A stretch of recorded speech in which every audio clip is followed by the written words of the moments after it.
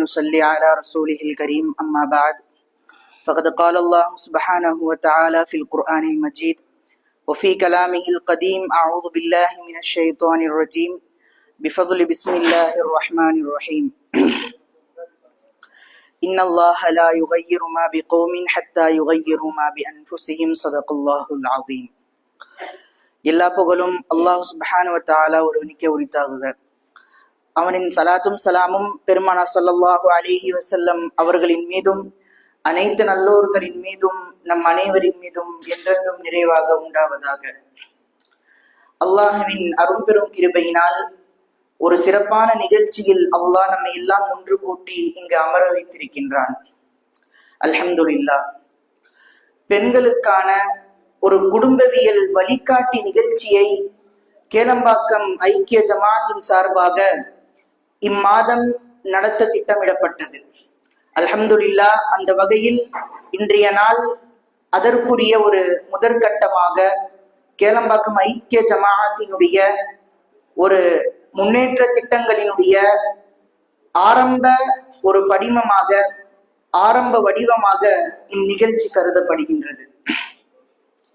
பெண்கள் கூர்ந்து கவனிக்குமாறும் அவர்களுடைய குடும்பத்தினுடைய கட்டமைப்பை எப்படி சரி செய்து கொள்ள வேண்டும், குடும்பவியல் பற்றிய முழு விளக்கத்தையும் வழிகாட்டுதல்களையும் ஹதரத் அவர்கள் நமக்கு தர இருக்கின்றார்கள். எனவே அவர்களுடைய பயானையும் அவர்களுடைய சிறப்புரையை கேட்டு அனைவரும் பயனடைய கேட்டுக்கொள்ளப்படுகின்றது. சரியாக 1.5 மணி நேரம் நீங்கள் உங்களுடைய அமர்ந்த இடத்தில் அப்படியே அமர்ந்து எந்தவித கவனக்குறைவும் இல்லாமல் சரியாக அவர்களுடைய உரையை கேட்டு பயனடையுமாறும் கேட்டுக்கொள்ளப்படுகின்றது. இன்ஷா அல்லாஹ் ஹஸ்ரத் அவர்கள் தற்பொழுது அவர்களுடைய சிறப்பான வழிகாட்டுதல்களை நமக்கு தருவார்கள்.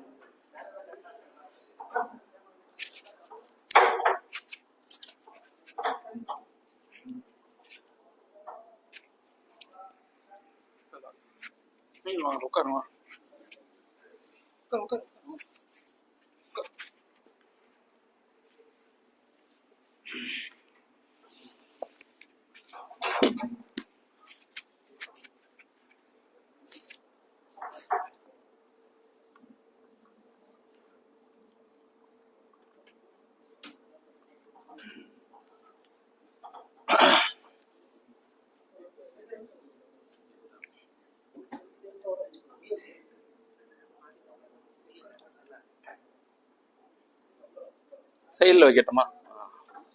இது ஓகேவா?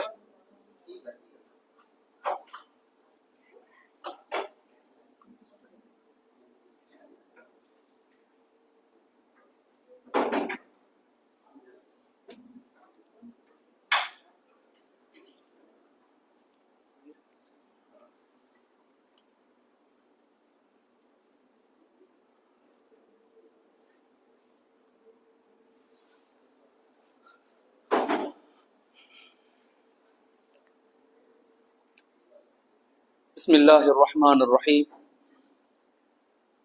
السلام عليكم ورحمة الله تعالى وبركاته. الحمد لله كفى والصلاة والسلام على سيدنا المصطفى أما بعد فقد قال الله تعالى في القرآن العظيم أعوذ بالله من الشيطان الرجيم بسم الله الرحمن الرحيم إن الله لا يغير ما بقوم حتى يغيروا ما بأنفسهم صدق الله العليم. وقال رسول الله صلى الله عليه وسلم إنما الأعمال بالنيات وإنما لكل امرئ ما نوى. புகழ் அனைத்தும் ஏக இறைவன் அல்லாஹ் ஒருவனுக்கே உரித்தாகட்டும். அவனுடைய அன்பும் சாந்தியும் சமாதானமும் உலகத்தில் உள்ள அனைத்து மக்களின் மீதும் உண்டாகட்டும். ஆமீன். மாஷா அல்லாஹ். ஒரு அற்புதமான நிகழ்வு, நல்ல முயற்சி. அல்லாஹு தாலா நம்முடைய எண்ணங்களை, நம்முடைய செயல்களை, நம்முடைய அமல்களை, நம்முடைய தான தர்மங்களை அல்லாஹ் ஏற்றுக்கொள்ளணும், கபூல் செய்யணும். எல்லா நிலையிலும் அல்லாஹ்விற்காக, அல்லாஹுடைய ரசூலுக்காக வாழ்ந்து மறையக்கூடிய பாக்கியத்தை அல்லாஹ் எனக்கும் உங்களுக்கும் தரணும். இந்த உலகத்தில் வாழும் போது கண்மணி நாயகம் ஸல்லல்லாஹு அலைஹி வஸல்லம் அவர்களை கனவில் பார்க்கக்கூடிய பாக்கியத்தையும் அல்லாஹ் எனக்கும் உங்களுக்கும் தரணும்.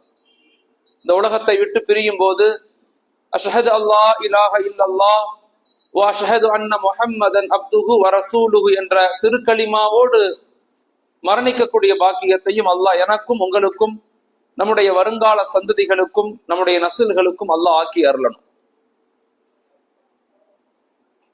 இந்த பகுதியினுடைய ஐக்கிய ஜமாத்தின் சார்பாக கேளம்பாக்கம் ஐக்கிய ஜமாத் சார்பாக மாஷா அல்லாஹ் இந்த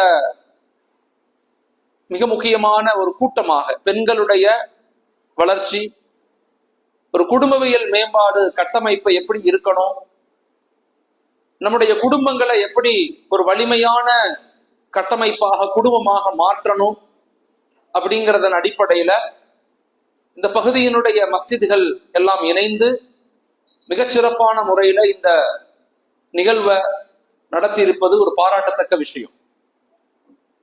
ஒரு சமூகத்தினுடைய மாற்றம் என்பது உடனே நிகழ்ந்துறாது.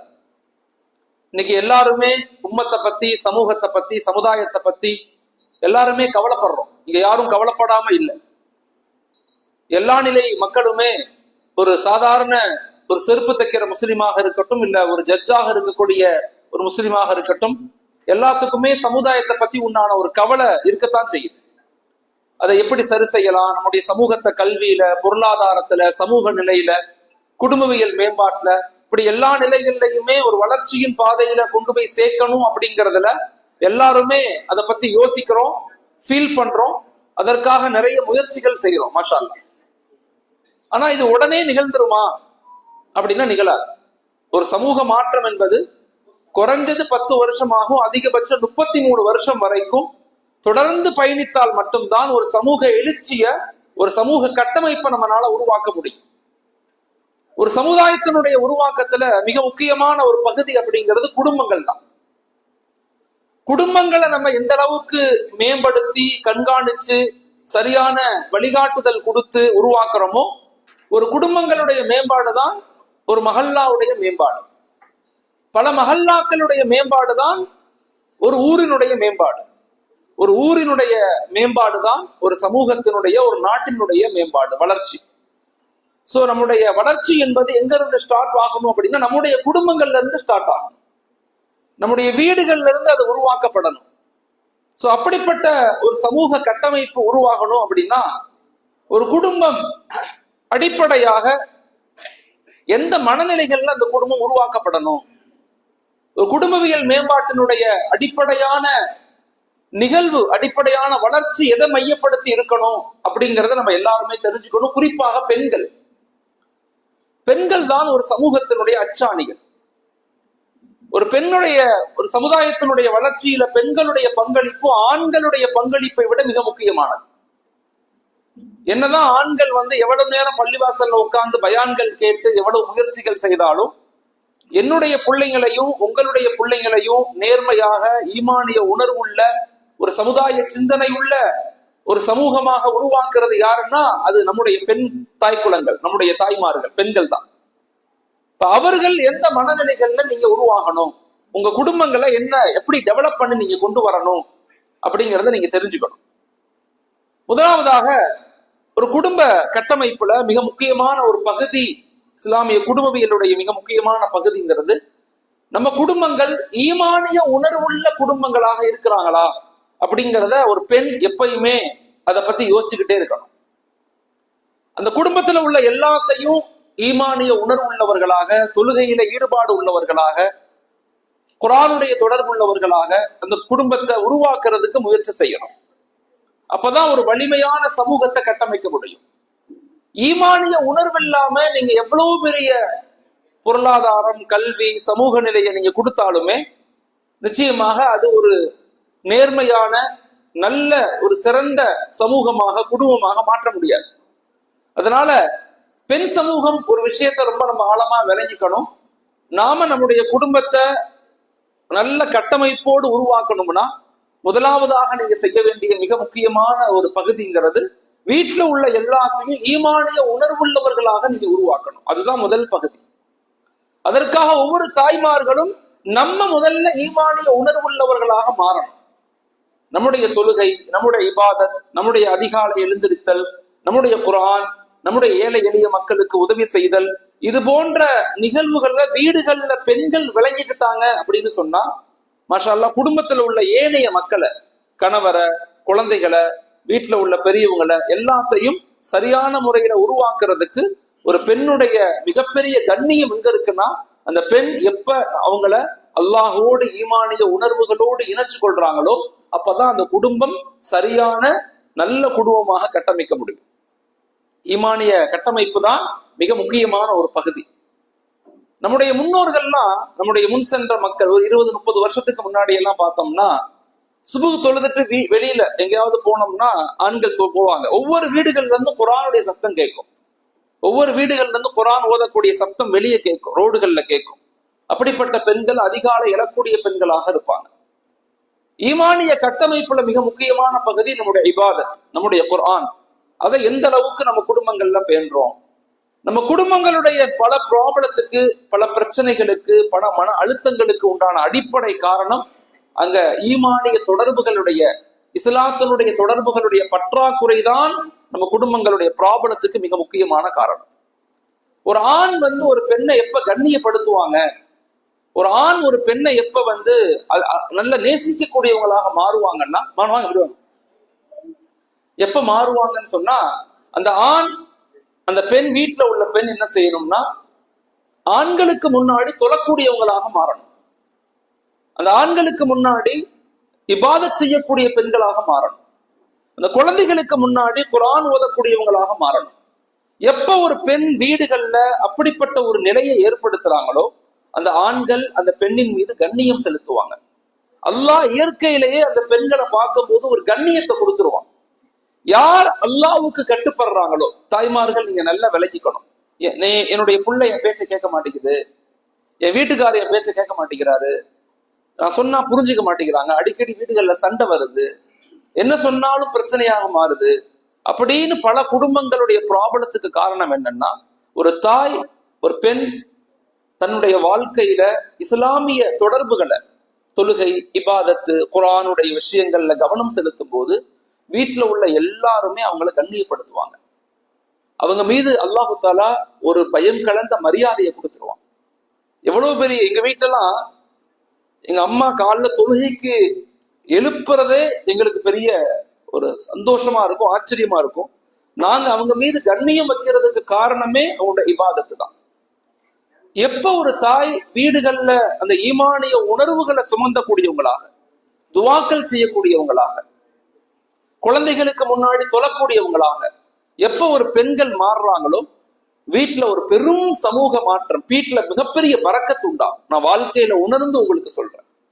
வீட்டுல நிறைய முசீபத் இருக்குது, நோய்கள் வருது, சண்டைகள் வருது, தேவையில்லாத பொறாமைகள், பிரச்சனைகள் நிறைய வருது அப்படின்னா இதுக்கு ஒரே தீர்வு, ஒரு பெண் தன் வீடுகள்ல ஈமானுடைய தொடர்பை, தொழுகையுடைய தொடர்பை, குர்ஆனுடைய தொடர்பை ஏற்படுத்தணும். அது எப்ப ஏற்பட்டுருச்சோ வீட்டுல உள்ள முசீபத்து, தொல்லை, சண்டை, பிரச்சனை எல்லாம் நம்மளை விட்டு போயிடும். இது இன்னைக்கு பேசி நாளைக்கு மாறாது.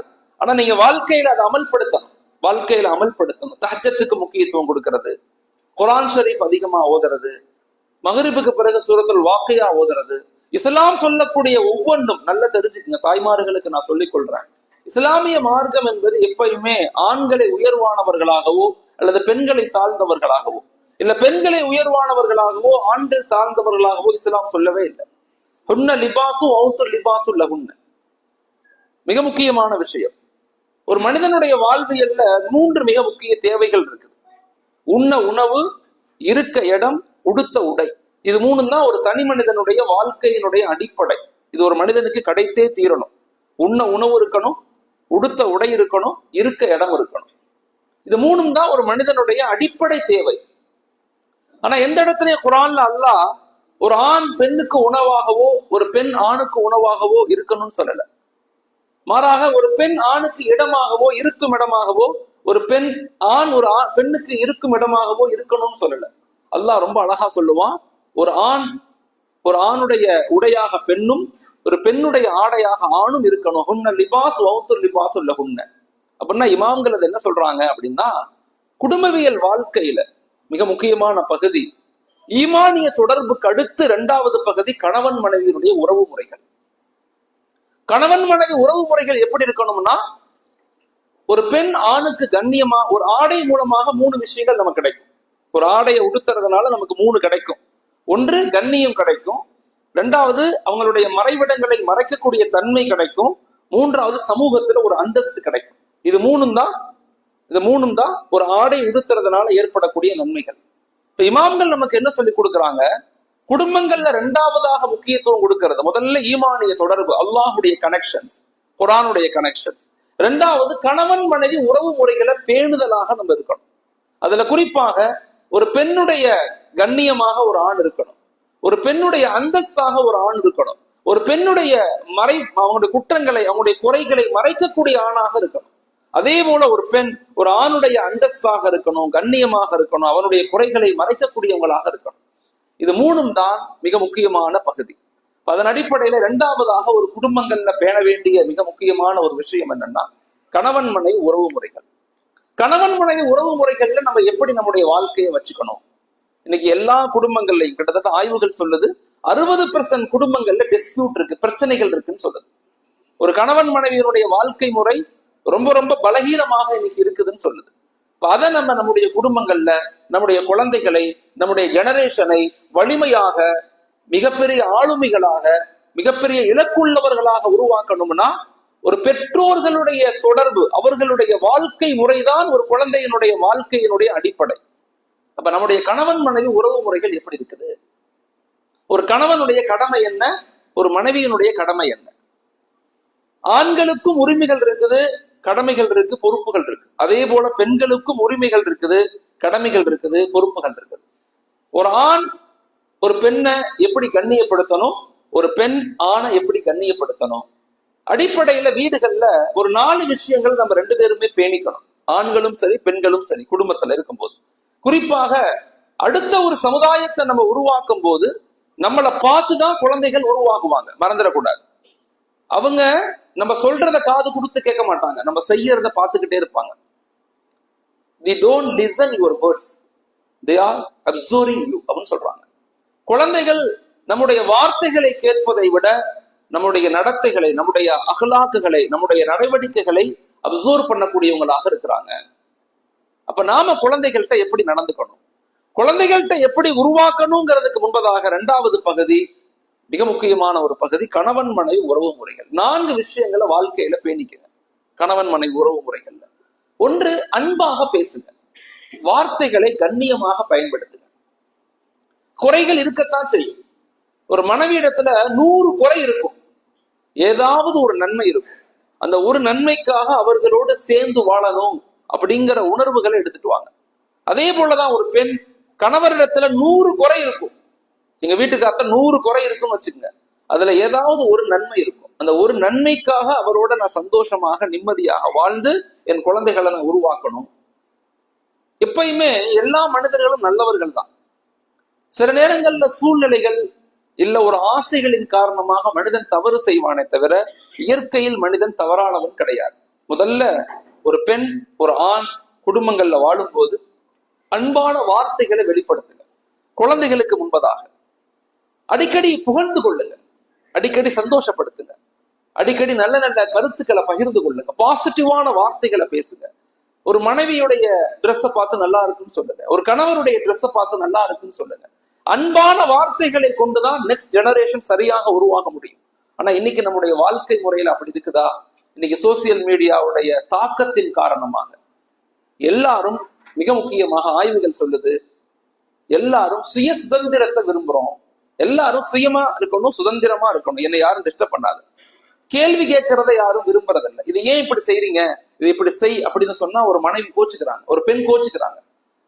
அதே போல ஒரு கணவன்கிட்ட மனைவி இப்படி எல்லாம் இருக்காதீங்க, இப்படி செய்யுங்கன்னு சொன்னா ஆண் கோச்சுக்கிறாங்க. தயவு செய்து குடும்பங்கள்ல பயணிக்கும் போது ஒரு சிறந்த சமுதாயத்தை நம்ம உருவாக்கணும், ஒரு சிறந்த வலிமையான சமூக கட்டமைப்பை நம்ம ஏற்படுத்தணும், ஒரு ஆளுமையான கல்வி நிலையில உள்ள சமூகத்தை உருவாக்கணும். இன்னைக்கு எல்லா நிலையும் நம்முடைய சமூகம் பின்தங்கிய சமூகமாக இருக்கிறாங்க. Mentally, physically, socially, economically, educationally 25 கோடி முஸ்லிம்கள் இந்தியாவில் வசிக்கிறோம். ஆனா எங்களுடைய பங்களிப்பு இந்த நாட்டினுடைய வளர்ச்சியில, கல்வியில எப்படி இருக்கிறோம்? 3 பிச்சைக்காரவங்கள்ல ஒரு பிச்சைக்கார முஸ்லிம். எல்லா நிலையிலும் பலகீனமாக போயிட்டோம், எல்லா நிலையிலும் பின்தங்கிக்கிட்டே இருக்கிறோம். நம்ம இதை எப்படி சரி பண்றது அப்படின்னா குடும்பங்கள் மூலமாகத்தான் சரி செய்ய முடியும். ஒவ்வொரு குடும்பமும் எங்களுடைய வருங்கால சந்ததிகளை வலிமையாக, கல்வி ஆளுமைகளாக, என்கிட்ட ஒரு டாக்டர் இருக்காரு, என்கிட்ட ஒரு ஜட்ஜ் இருக்காரு, எங்க வீட்டுல ஒரு மிகப்பெரிய கலெக்டர் இருக்காரு, எங்க வீட்டுல ஒரு முஃப்தி இருக்காரு, ஹாஃபிஸ் இருக்காரு அப்படின்னு பார்வையில ஒரு சமூக எழுச்சி ஏற்படுத்தணும் அப்படின்னு சொன்னா, இரண்டாவதாக வீடுகள்ல கவனிக்க வேண்டிய மிக முக்கியமான விஷயம், தயவு செய்து கணவன் மனைவி உறவு முறைகளை சீராக வைத்துக் கொள்ளுங்க. சின்ன சின்ன ஊழல்கள், சின்ன சின்ன கருத்து விஷயங்கள், சின்ன சின்ன கருத்து மோதல்கள் இருக்கத்தான் செய்யும். முதலாவதாக ஒரு கணவன் மனைவி வீடுகள்ல இருக்கும்போது தயவு செய்து அன்பாக பேசுங்க. ஒரு கணவன் வேலைக்கு விட்டு வரும்போது நல்ல வார்த்தைகளை பயன்படுத்துங்க.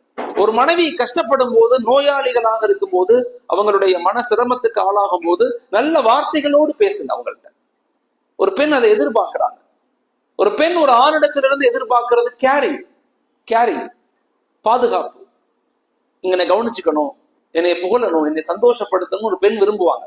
அதே போல ஒரு ஆண் என்னத்தை விரும்புவாங்கன்னா, அவங்க மீது அன்பு செலுத்தணும், நல்ல வார்த்தைகளை பயன்படுத்தணும். எங்க புள்ள நல்லா இருக்கணும்னா நாம நல்லா இருக்கணும். நான் எப்பதான் சண்டை போட்டுக்கிட்டு, தடினமான வார்த்தைகளை பேசிக்கிட்டு, முறைச்சுக்கிட்டு, இவர் அங்கிட்டு இந்தம்மா இங்கிட்டு இப்படி சண்டை போட்டுக்கிட்டே, வருத்தப்பட்டுக்கிட்டு, குறை சொல்லிக்கிட்டே இருந்தோம்னா பிள்ளைங்கள் பாதிக்கப்படுவாங்க, மனதளவுல பாதிக்கப்படுவாங்க, பிள்ளைங்க வெக்ஸ் ஆகுவாங்க. நம்ம நினைக்கிறோம் பிள்ளைங்களுக்கு புரியல, எல்லாமே புரியும் பிள்ளைங்களுக்கு, எல்லாமே புரியும் பிள்ளைங்களுக்கு. நம்ம என்ன பேசுறோம், எப்படி பேசுறோம், என்ன வார்த்தைகள் பயன்படுத்துறோம், எல்லாத்தையும் குழந்தைகள் அப்சர்வ் பண்றாங்க. தயவு செய்து கணவன் மனைவி உறவு முறைகள்ல மிக முக்கியமானது அன்பான வார்த்தைகள். அடிக்கடி நல்ல வார்த்தைகளை பயன்படுத்தணும். அது குழந்தைகளுக்கு முன்பதாக பேசும்போது, குறிப்பாக பெண்கள் ஆண்களை பத்தி, வீட்டுல உள்ள அத்தா பத்தி, குழந்தைகளுடைய தகப்பனாரை பத்தி பேசும்போது, இப்ப அத்தா எவ்வளவு கஷ்டப்படுறாரு, நமக்காக கஷ்டப்பட்டு உழைக்கிறாரு, அவருக்காக நம்ம துவா செய்யணும் அப்படின்னு ஒரு பாண்டிங்கை ஏற்படுத்தணும். அதே மாதிரி ஒரு பயத்தையும் ஏற்படுத்தணும். அத்தா உங்களை பார்ப்பாரு, அத்தா திட்டுவாரு, ரொம்ப கேர்ஃபுல்லா இருக்கணும், பொய் சொல்லக்கூடாது, ஏமாத்தக்கூடாது, ஏன் அடம்பிடிக்கிற, அத்தா வந்து உன்னை அடிக்க போறாங்க, திட்ட போறாங்க அப்படின்னு அத்தாவை பத்தி உண்டான கண்ணியம் கலந்த ஒரு மரியாதையை கொடுக்கணும் ஒரு தாய். அதே போல தகப்பன் அம்மாவை பத்தி பேசும்போது குழந்தைகள்கிட்ட, அம்மா நம்மளை எப்படி கேர் பண்ணி பாத்துக்கிறாங்க, நமக்கு சமைச்சு கொடுக்குறாங்க, நமக்கு ட்ரெஸ் எல்லாம் வாஷ் பண்ணி கொடுக்குறாங்க, நம்மளை எவ்வளவு கேர் பண்ணி பாத்துக்கிறாங்க, அவங்களுக்காக நம்ம துவா செய்யணும், அவங்கள்ட்ட அன்பாக நடந்து கொள்ளணும், அவங்கள்ட்ட எதிர்த்து பேசக்கூடாது, அவங்கள்ட்ட அடம்பிடிக்க கூடாது அப்படிங்கிறத ஒரு தந்தை குழந்தைகளுக்கு சொல்லிக் கொடுக்கணும். குடும்பவியல் தான் இன்னைக்குள்ள மிக முக்கியமான ஒரு பகுதி. நம்ம சம்பாதிக்கிறது, நாங்க படிச்சது, நம்ம கஷ்டப்பட்டது, நம்ம வீடு கட்டுறது எல்லாம் எதுக்கு? ஒரு குடும்பமாக வாழத்தான். ஆனா இவ்வளவும் செஞ்சுட்டு ஆனா குடும்பங்கள்ல நிம்மதி இருக்குதானா? 60% ஃபேமிலியில குடும்பங்கள்ல நிம்மதி இல்லைன்னு சொல்றாங்க. 60% ஃபேமிலியில குடும்பங்கள்ல ஒரு நிம்மதியான வாழ்க்கை இல்ல, ஒரு அண்டர்ஸ்டாண்டபிள் லைஃப் ரொம்ப குறைஞ்சுக்கிட்டே போகுது, அண்டர்ஸ்டாண்டபிள் ரொம்ப குறையுது, பெண்களுடைய கனிவு அன்பு குறையுது, ஆண்களுடைய கேர் அதிகம் குறைஞ்சுக்கிட்டே போகுது.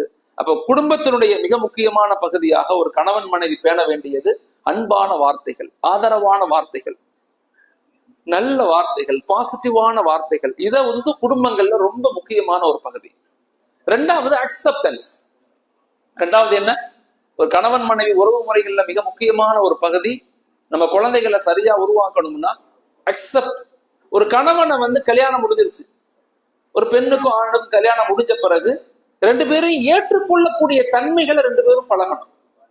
உலகத்திலேயே சிறந்த ஆண் என் கணவர் தான் அப்படின்னு ஒரு பெண் நினைக்கணும். அதே போல ஒரு ஆண் உலகத்திலேயே சிறந்த பெண் என் மனைவி தான் அப்படின்னு நினைக்க ஆரம்பிக்கணும். எது எனக்கு கிடைச்சதோ அது சிறந்தது அப்படிங்கிற தன்மைக்கு நம்ம வந்துடணும்.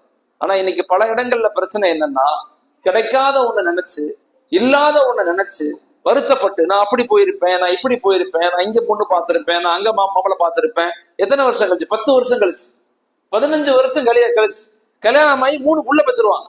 ஆனா என்ன சொல்லுவாரு அவரு மாப்பிள்ள, ஒன்ன போய் கட்டினே அப்படிங்கிறது. அந்த மாதிரி என்ன செய்யும், ஊர்ல மாப்பிள்ள என்னை விட்டு ஒன்னே கட்டி வச்சுட்டாங்க எனக்கு வந்து. எப்ப? 10 வருஷம் 15 வருஷம் கழிச்சு. அப்படி சொல்லக்கூடாது. அக்செப்ட். வாழ்க்கையை ஏற்றுக்கொள்ளுங்க. அல்ஹம்துலில்லாஹ், எனக்கு அல்லாஹ் கொடுத்துட்டான், எனக்கு ஒன்ன கொடுத்துட்டான், நீ எனக்கு ஒரு அமானிதம் அப்படிங்கிற அந்த விட்டு கொடுத்தல், அந்த ஏற்றுக்கொள்ளக்கூடிய தன்மை இஸ்லாமிய குடும்பவியல் வாழ்க்கையில மிக முக்கியமான ஒரு பகுதி. அப்படிங்கிறது விட்டு கொடுத்தலும் கட்டுப்படுதலும் தான். ஒரு ஆண் ஒரு பெண்ணுக்கு விட்டு கொடுக்கணும், ஒரு பெண் ஆணுக்கு கட்டுப்படணும். இது ரெண்டும் தான் வாழ்க்கையினுடைய பிராக்டிக்கல் யதார்த்தம். கட்டுப்படுதல் அப்படிங்கிறது அடிமைத்தனம் கிடையாது. சில இடங்கள்ல ஆண்கள் பெண்ணு கட்டுப்பட்டு இருப்பாங்க, தப்பு ஒண்ணும் கிடையாது. எங்கேயா ஒரு இடத்துல ஒரு உரைக்குள்ள ஒரு வாழ் தான் இருக்கும். சில குடும்பங்கள்ல பெண்கள் ரொம்ப திறமையா இருப்பாங்க, ஆண்கள் சுமாரா இருப்பாங்க. சில குடும்பங்கள்ல ஆண்கள் ரொம்ப திறமையா இருப்பாங்க, பெண்கள் சுமாரா இருப்பாங்க. இது யதார்த்தம், இதெல்லாம் உளவியல் ரீதியான விஷயம். சில நேரங்கள்ல பெண்கள் ரொம்ப வேகமா இருப்பாங்க. எங்க வீட்டுல எங்க அம்மா தான் கொஞ்சம் வேகமா இருப்பாங்க. எல்லா வேலைகளையும், எல்லா ஃபங்க்ஷனுக்கு போறது, எல்லாத்தையும் பேசுறது, எல்லாத்தையும் பண்றது எங்க அம்மா தான். எங்க அத்தா சம்பாரிச்சு மட்டும் தான் கொடுப்பாங்க. எங்க அம்மா தான் எல்லாத்தையும் பாத்துக்குவாங்க. உறவுகளுக்கு செலவு செய்யறது, பொண்களை கட்டி கொடுக்கறது, எங்க அத்தாவுடைய அக்கா மகள் எல்லாத்தையும் எங்க அம்மா தான் கட்டி கொடுத்தாங்க. எங்க அம்மா தான் கட்டி கொடுத்தாங்க. அப்ப சில நேரங்கள்ல அது தப்பு கிடையாது. சில நேரங்கள்ல சில குடும்பங்கள்ல அப்படி இருக்கும். ஆனா அதை புரிஞ்சுக்கிட்டு வாழ்ந்துட்டோம்னா வாழ்க்கை இலகுவா இருக்கும். அப்ப ஒரு ஆண் ஒரு பெண்ணுக்கு என்ன செய்யணும்? விட்டு கொடுக்கணும். ஒரு பெண் ஆணுக்கு கட்டுப்படணும். கட்டுப்படுதல்ங்கிறது அடிமைத்தனம் கிடையாதுங்கிறத முதல்ல புரிஞ்சுக்கணும். அடிமைத்தனம் இஸ்லாத்துல கிடையவே கிடையாது. அப்ப ரெண்டாவது மிக முக்கியமானது அக்செப்டன்ஸ். நம்ம குடும்பம் சிறந்த குடும்பமாக இருக்கணும் அப்படின்னா கணவன் மனைவி உறவு முறைகள்ல ரெண்டாவது பகுதி ஏற்றுக்கொள்ளக்கூடிய தன்மை வந்துடணும். அல்ஹம்துலில்லாஹ் லா ஹவ்ல வலா குவத்த இல்லா பில்லாஹ் அப்படிங்கிற ஒரு தன்மை நமக்கு வந்துருச்சுன்னா மாஷா அல்லாஹ் அந்த குடும்பம் சிறந்த குடும்பமாக மாறும். மூன்றாவது ஃபர்கிவ்னஸ், மன்னிச்சிடணும். சின்ன சின்ன சண்டைகள் வரத்தான் செய்யும், சின்ன சின்ன வருத்தங்கள் வரத்தான் செய்யும். போன வருஷம் நீ இப்படி பேசுன, அதுக்கு முந்தின வருஷம் இப்படி பேசுறான்னு எப்ப பேசுறது? சாப்பிடும் போது பேசுறது, தூங்கும் போது பேசுறது. சண்டை வந்துடும். சண்டை வந்தா ஒரே கத்துனா பிள்ளைங்க முழிச்சிருங்க. அத்தா அம்மாவை பார்ப்பாங்க. இது என்ன குடும்பமா இது? அந்த பிள்ளைங்க எப்படி வளருவாங்க? மனநிலைகள் பாதிக்கப்படுவாங்க. குழந்தைகள் மந்த புத்தி ஏற்படும். அடிக்கடி வீடுகள்ல சத்தம் போட்டுக்கிட்டு சண்டை போட்டுக்கிட்டே இருந்தோம்னா குழந்தைகளுடைய மனநிலைகள் பாதிக்கப்பட்டுரும். படிப்புல கவனம் இருக்காது, மதிக்க மாட்டாங்க, அத்தாவையும் மதிக்க மாட்டாங்க, அம்மாவையும் மதிக்க மாட்டாங்க. இவங்களே இப்படி சண்டை போட்டுக்கிட்டு இருக்காங்க, இது எப்படி நம்ம வளர்க்கும்?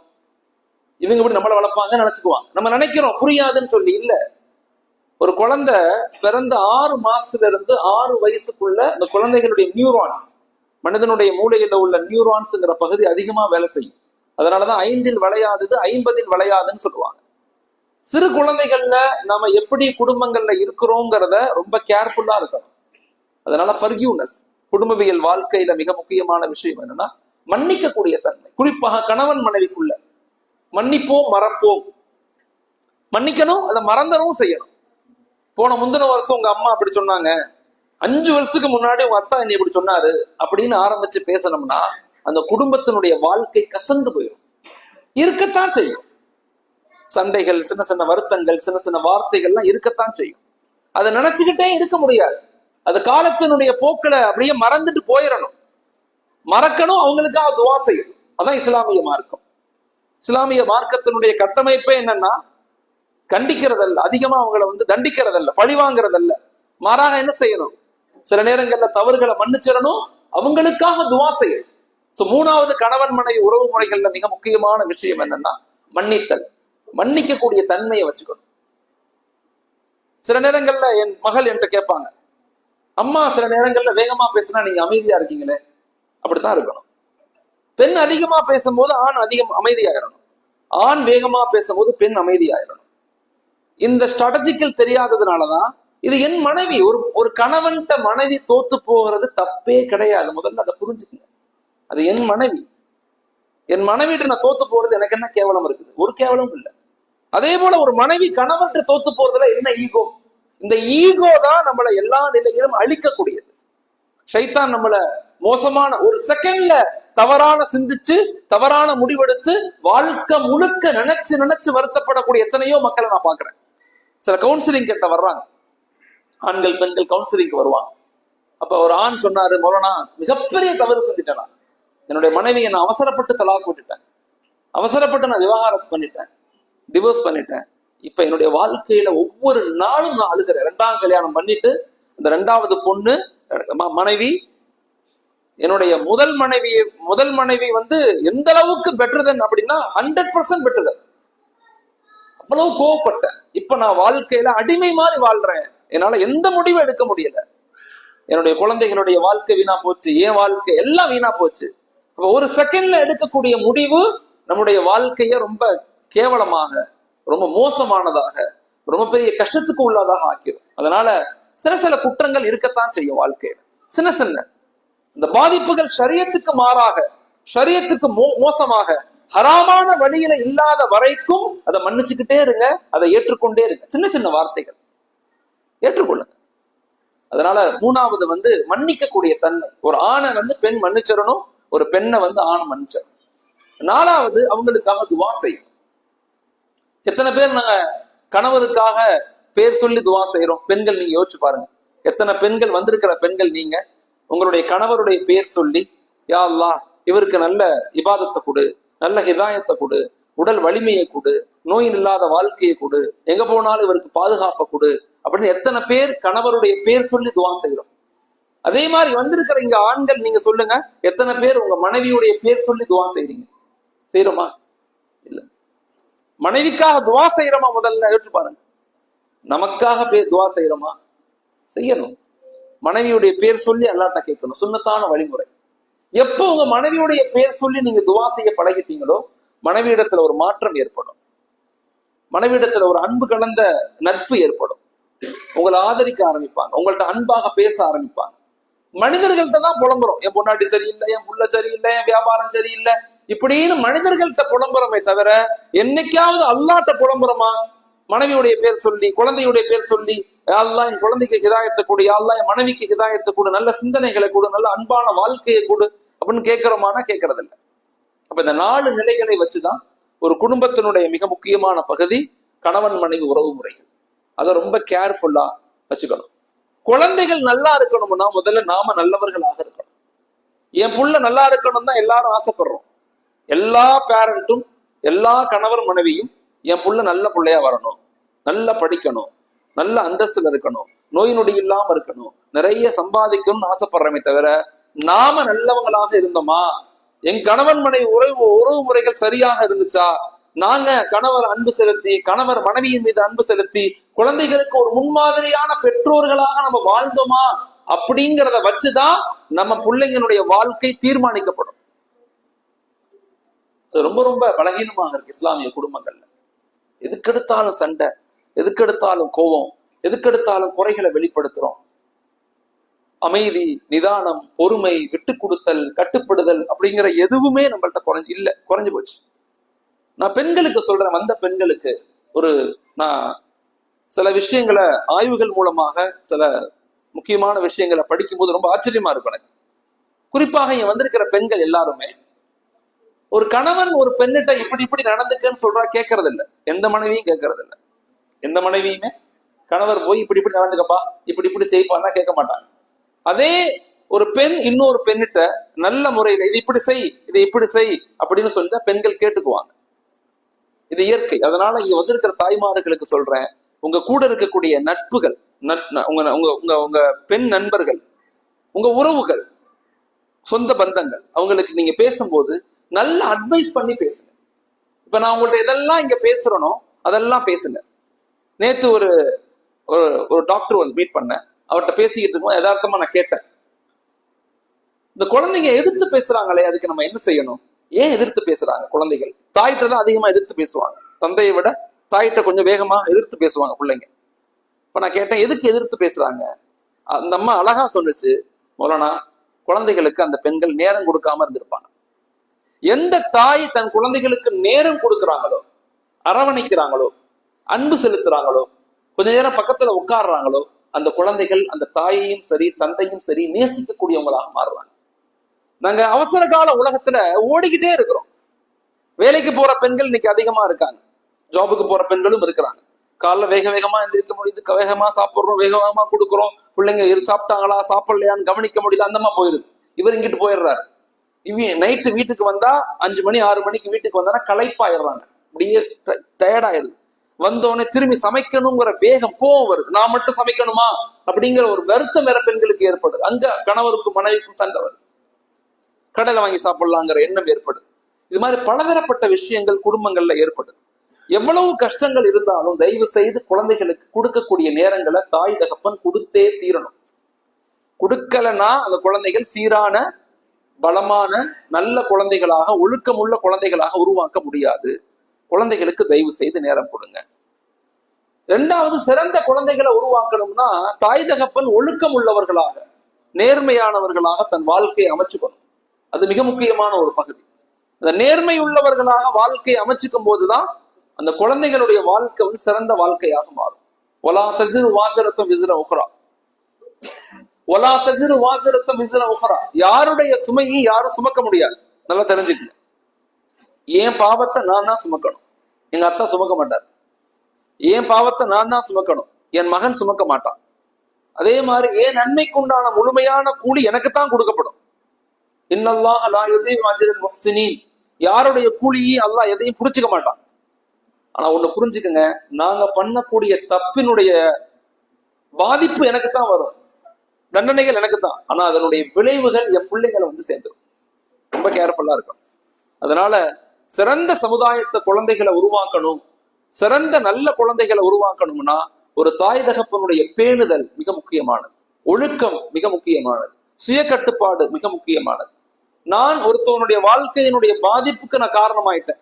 இல்ல உதாரணத்துக்கு வீட்டுல வயதான மக்கள் இருக்கிறாங்க, தாத்தா பாட்டி இருக்கிறாங்கன்னு வச்சுக்கிறேன். அவங்கள்ட்ட ரொம்ப கஷ்டப்படுத்தி நடத்துற, அவங்களுக்கு சரியான உணவுகள் கொடுக்கறது இல்லை, அவங்களுக்கு சரியான மருத்துவம் செய்யறது இல்லை, அவங்கள நான் கேர் பண்றது இல்லை, இல்ல வீட்டை விட்டு நான் வெளியே அனுப்பிடுறேன், இல்ல உறவுகளை அவங்கள பேணி வாழல அப்படின்னா குற்றம் நம்முடைய குற்றம் தான். நிச்சயமாக அதுக்கு எனக்கு தான் கிடைக்கும். ஆனா பாதிப்புகள் என் பிள்ளைகளை சேர்ந்துடும். நல்லா பாதுகாக்கணும். அதனால பெற்றோர்கள் செய்ய வேண்டிய மிக முக்கியமான விஷயம், நம்ம குழந்தைங்க நல்ல குழந்தைகளாக, ஒழுக்கம் உள்ள குழந்தைகளாக, சமூகத்துல உயர்ந்த அந்தஸ்துள்ள குழந்தைகளாக, நோய் நொடிகள் இல்லாத, திடீர் மரணங்களை விட்டும் பாதுகாக்கப்பட்ட குழந்தைகளாக இருக்கணும்னா முதல்ல நல்லவர்களாக இருக்கணும். நாம முதல்ல நேர்மையானவர்களாக இருக்கணும். மோசடி செய்யறது, ஏமாத்துறது, பொய் சொல்றது, வட்டி வாங்குறது எந்த அளவுக்கு சொல்லப்படுதுன்னா, ஒரு கணவன் மனைவி வட்டி வாங்குறாங்கன்னு வச்சுக்கோங்க. வட்டி வாங்குறாங்க, ஒரு ஃபேமிலி வட்டிக்கு விட்டு சம்பாதிக்கிறாங்க. தண்டனை இந்த ஃபேமிலிக்கு தான், அந்த கணவன் மனைவி கிடைக்கும். ஆனா இதனுடைய பாதிப்புகள் எந்த அளவுக்கு இமாம்கள் சொல்றாங்கன்னா, அடுத்த 40 வருஷத்துல அவங்க குடும்பங்கள்ல பிச்சை எடுக்கக்கூடிய மக்கள் உண்டாயிருவாங்க. நான் என் வாழ்க்கையில எங்க ஊர்ல நான் பார்த்தது உங்கள்ட்ட சொல்றேன். எங்க வீட்டுக்கு பக்கத்துல ஒரு குடும்பம் இருந்துச்சு, பெரிய வசதியான குடும்பம், நல்ல பெரிய பங்களா வீடு, பெரிய நபர். அவர் பெரிய சொத்துக்காரர். ஆனா அவருடைய வேலை என்னன்னா முழுக்க வட்டிக்கு விட்டு சம்பாதிக்கிறது. பக்கத்தில் உள்ள ஏழைகளுக்கு பைனான்சியல் கொடுத்து அதுல இருந்து வட்டி சம்பாதிப்பார். இப்படியே வாழ்ந்து வீடு கட்டி எல்லாம் இருக்காரு. அவருடைய கடைசி காலத்துல நொடிஞ்சு போயிட்டார். யாரோ பணத்தை கொண்டு ஓடிட்டான், மொத்த பணமும் காணாம முடிஞ்சு போச்சு. வீட்டை வித்துட்டாங்க. சொந்த மகள் வீட்டுல இருந்து ஓடி போச்சு. நான் கண்கூட என் சின்ன பிள்ளைல பார்த்துதான் உங்கள்கிட்ட சொல்றேன். பெற்றோர்கள் மிக முக்கியமாக இருக்கணும், ரொம்ப கேர்ஃபுல்லா இருக்கணும். கடைசி காலத்துல அவரு வண்டி தொலைச்சு வாழ்ந்தார். வண்டி லாரி எல்லாம் தொடப்பாரு போய். நான் கண்கூட பார்த்தது. எவ்வளவு பெரிய செல்வந்தராக இருந்தாரு. தன்னுடைய 60-65 வயசுல லாரி தொலைச்சார். அவங்களுடைய வீட்டுல உள்ள கடைசி மனைவி மக்கள் இந்த குழந்தைகளுக்கு சாப்பாட்டுக்கு வழி இல்லாம ஒரு மூட்டையை தூக்கிக்கிட்டு அந்த குடிசை வீட்டுல இருந்து அப்படியே போவாங்க மக்கள்கிட்ட பிச்சை எடுக்கிறதுக்கு. நான் கண்கூடாக பார்த்தது எனக்கு ஆச்சரியமாக இருந்துச்சு. கண்ணு முன்னாடி ஒருத்தர் வாழ்ந்தவர், பெரிய பங்களால வாழ்ந்தவர். அவங்க வீட்டுக்கு நாங்க விளையாட போவோம், உள்ள அனுமதிக்க மாட்டாங்க. பெரிய வீடு. ஆக்சுவலா எப்படி இருந்த வாழ்க்கை முறை எப்படி போனுச்சு கண்கூடாக பார்த்தது. அதனால பெற்றோர்கள் தயவு செய்து இந்த உலகத்துல வாழும்போது நேர்மையாக வாழுங்க. என் பிள்ளைங்க நல்லா இருக்கணும் அப்படின்னா நான் முதல் நல்லவனா இருக்கணும். நாங்க நேர்மையானவர்களாக இருக்கணும், ஒழுக்கமானவர்களாக இருக்கணும், அல்லாஹ்வுக்கு பயந்தவர்களாக இருக்கணும். எப்ப நம்ம அப்படி வாழ்றோமோ நிச்சயமாக நம்ம பிள்ளைங்க நல்ல குழந்தைகளாக, நோய் நொடி இல்லாம சீரான குழந்தைகளாக, சிறந்த குழந்தைகளாக உருவாகுவாங்க. இது வாழ்க்கையினுடைய இரண்டாவது. மூன்றாவது வாழ்க்கையினுடைய மிக முக்கியமானது, பெற்றோர்களை, வீட்டில் இருக்கக்கூடிய வயதான மக்கள் மீது கண்ணியம் செலுத்துங்க. அவங்களுடைய துவாக்களை வாங்குங்க. மிக முக்கியமான பகுதி. அவங்க துவாக்கள் ரொம்ப ரொம்ப முக்கியமான விஷயம். அவங்க துவாக்கள் நமக்கு கிடைக்கல அப்படின்னு சொன்னா நிச்சயமாக நம்ம நல்ல குடும்பமாக இருக்க முடியாது. இன்னைக்கு மார்வாடி சமூகத்தை பத்தி பார்த்திருப்பீங்க. மார்வாடி சமூகம், நாடார் சமூகம், அவங்க எல்லாம் 40 வருஷத்துக்கு முன்ன நாடார் சமூகம் எப்படி இருந்தாங்கன்னா, தொட்டா தீட்டு பாத்தா தீட்டுன்னு இருந்தவங்க. அவங்க பெண்கள் மேலாடை போடக்கூடாது, ரோட்ல செருப்பு போட்டு நடக்கக்கூடாது, பள்ளிக்கூடத்துக்கு போக கூடாது, கடைகளுக்கு போய் டீ குடிக்க போனா தனி கிளாஸ்ல தான் டீ கொடுப்பாங்க, அப்படித்தான் இருந்தாங்க. ஆனா இன்னைக்கு நாடார் சமூகத்தினுடைய வளர்ச்சிக்கான காரணம் என்ன அப்படின்னு படிச்சோம்னா, அவங்களுடைய பெண்கள் தான் அவங்க சமூகத்தினுடைய வளர்ச்சிக்கு மிக முக்கியமான மக்கள். கடந்த 40 வருஷமாக அதிகாலை 4 மணிக்கு எழுந்திருக்கிறாங்க. எழுந்திருச்சு தன் பிள்ளைங்களை எழுப்பி படிக்க வச்சு பக்கத்துல உட்கார்ந்து எல்லா நிலையிலும் சொந்த தாலியை வித்து பிள்ளைங்களை படிக்க வைப்பாங்க. அம்மா போய் கல் உடைக்கும், நாத்து நடும். ஆனா பிள்ளைங்களை டாக்டராக மாத்திடுவாங்க. நம்ம சமூகத்துல நம்முடைய குழந்தைகளை எப்படி உருவாக்கிக்கிட்டு இருக்கோம்? இப்ப பெண்களுடைய பங்களிப்பு என்ன? இதுல குறிப்பாக வீட்டுல உள்ள வயதான மக்களின் மீது கண்ணியம் செலுத்துங்க. பெற்றோர்களை பேணி வாழுங்க. அவர்களுக்கு செய்ய வேண்டிய கடமைகளை செய்யுங்க. தயவு செய்து அவர்களுடைய சாபத்துக்கு எந்த குடும்பங்களும் ஆளாயிடக்கூடாது. இஸ்லாமிய சமூகத்தினுடைய தோல்விகளுக்கு பல காரணங்கள்ல ஒரு காரணம் என்னன்னா, முன்னோர்களை மதிக்கிறது இல்லை. அவங்கள ரொம்ப பாரமாக நினைக்கிறோம், சுமையாக நினைக்கிறோம். இமாம்கள் சொல்றாங்க, எந்த மனிதனுடைய காதுக்கு பக்கத்துல உள்ள முடி நரைச்சு போச்சோ அவர்களுடைய துவாக்களை அல்லாஹ் கேட்காம இருக்கிறதுக்கு வெக்கப்படுறான். யாருடைய காதுக்கு பக்கத்துல முடி நரைச்சு போச்சோ, அந்த வயசு ஆயிருச்சோ, கிட்டத்தட்ட ஒரு 60 வயசு 65 வயசு ஆயிருச்சோ, அல்லாஹ் அவர்களுடைய துவாவை கேட்காம இருக்கிறதுக்கு, ஏற்றுக்கொள்ளாம இருக்கிறதுக்கு வெக்கப்படுறான். ஆனா அதனால அவங்கள மதிக்கணும். அவர்களுக்கு கொடுக்கக்கூடிய கண்ணியத்தை நம்ம சரியா கொடுக்கணும். கொஞ்சம் வேகமா பேசுவாங்க, தொணன்னு பேசுவாங்க, கொஞ்சம் வார்த்தைகள் வேகமா கண்டுக்காம விட்டுறணும். அவங்க பேசுறதுக்கெல்லாம் பதில் சொல்லக்கூடாது, அவங்க பேசுறதுக்கெல்லாம் விளக்க சொல்லணும்னு அவசியம் இல்லை. வயதான மக்கள் எத்தனையோ குடும்பங்களை பார்க்கிறோம். நம்ம வயதான மக்கள் மீது கண்ணியம் செலுத்துங்க, அவங்கள கேர் பண்ணுங்க, அவங்களுக்கு சப்போர்ட்டிவாக இருங்க, அவங்களுக்கு கொஞ்சம் நேரம் கொடுங்க, பக்கத்துல உட்காருங்க, கொஞ்சம் நேரம் கால் பக்கத்துல உட்காருங்க, சின்ன சின்ன விஷயங்களை செய்யுங்க. அல்லாஹுடைய மகிழ்ச்சி கிடைக்கும். வீட்டுல உள்ள வயதான மக்கள் வீடுகள்ல இருக்கிற வரைக்கும் அல்லாஹுடைய தண்டனைகள் அந்த வீடுகள்ல இறங்கப்படாதுன்னு இமாம்கள் சொல்றாங்க. இறக்கப்படாது. வயதான மக்கள், வயதான பாட்டி தாத்தா இருக்கும்போது இந்த குடும்பங்களை அல்லாஹ் வந்து இறக்கப்படுறான். நம்ம எப்படி அவங்க மீது இறக்கப்படுறோமோ அதே போல அல்லாஹ் நம் மீது இறக்கப்படுறான். வயதான மக்களின் மீது பாரமாக நினைக்காதீங்க, அவங்கள துரதிருஷ்டமா நினைக்காதீங்க, அவங்கள ஒரு சுமையாக பார்க்காதீங்க. அல்லாஹ் அதற்கேற்ற பரக்கத்துகளை கொடுப்பான். நீங்க என்ன சாப்பிடுறீங்களோ அவங்களுக்கு சந்தோஷமா அதை கொடுங்க, சந்தோஷப்படுத்துங்க. ஒரு காலத்துல அவங்க இந்த உலகத்துல கடினமா வாழ்ந்தவங்க தான், சம்பாரிச்சவங்க தான், பிள்ளைங்களை உருவாக்கினவங்க தான். இன்னைக்கு எல்லாம் உடல் தளர்ந்து, உள்ளம் தளர்ந்து, தரை நரைத்து, கைகால்லாம் சுருங்கி, நடக்க முடியாத, ஓட முடியாத, சம்பாதிக்க முடியாத நிலை வரும்போது சமூகத்துல அவங்களை நம்ம கைவிட்டக்கூடாது. நம்ம குழந்தைங்க நல்லா இருக்கணும், நம்முடைய வருங்கால சந்ததிகள் சிறப்பானவர்களாக இருக்கணும் அப்படின்னா வீட்டுல உள்ள பெரியவங்கள் மீது கவனம் செலுத்துங்க. நான் ரொம்ப முக்கியமா சொல்றேன். பல குடும்பங்கள் வீணா போனது காரணம் அங்க உள்ள குடும்பங்களை கண்ணியப்படுத்துறது, பெரியவங்களை கண்ணியப்படுத்துறது இல்லை. அங்க இருக்கக்கூடிய தாதா தாதி நானா நன்னி மீது கவனம் செலுத்தாம விட்டுறாங்க. அதனுடைய பாதிப்பு இந்த ஏஜ் இருக்குது. ரத்தம் சுண்டி இருக்கும் போது, ரத்தம் சூடா இருக்கும் போது ஒண்ணுமே தெரியாது.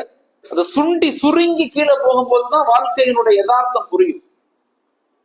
நம்ம நல்லா இருக்கும் போதே அவங்கள ரொம்ப கேர் பண்ணி பார்த்துக்கணும். அவங்க நம்மளை சபிச்சிடக்கூடாது.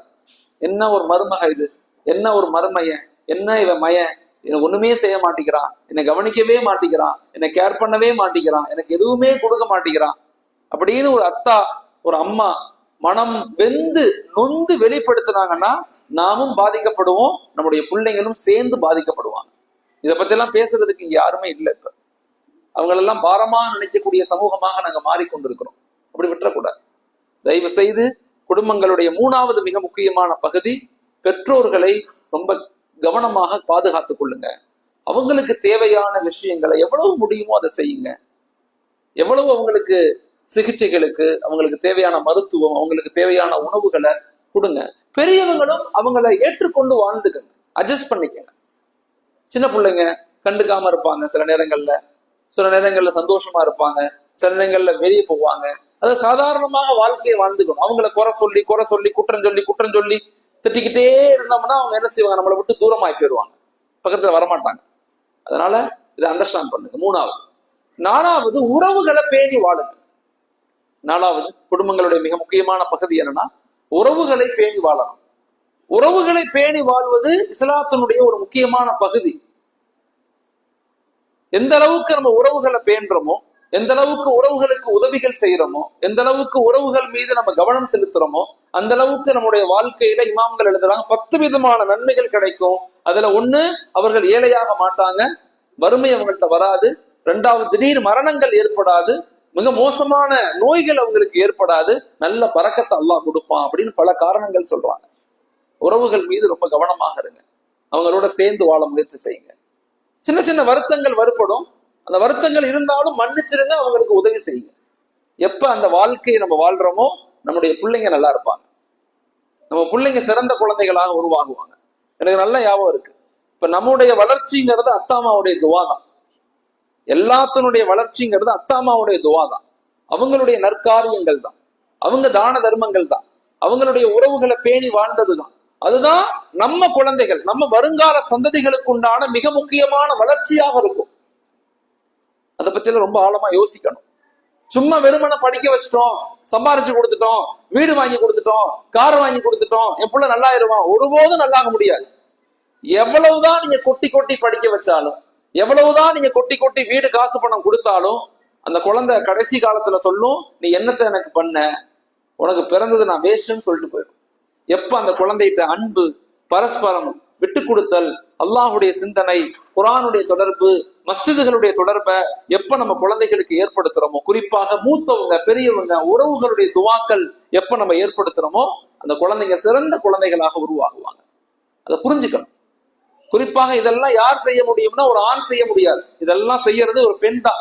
பெண்கள் தான் இதை கவனமாக செய்யணும். உறவுகளை பேண்றது, தாய் தகப்பன் மீது கண்ணியம் செலுத்துறது, மாமனார் மாமியாரை ரொம்ப கேர் பண்ணிக்கிறது, இதெல்லாம் இருந்தாதான் நம்ம பிள்ளைங்க நல்ல பிள்ளைங்களா வருவாங்க.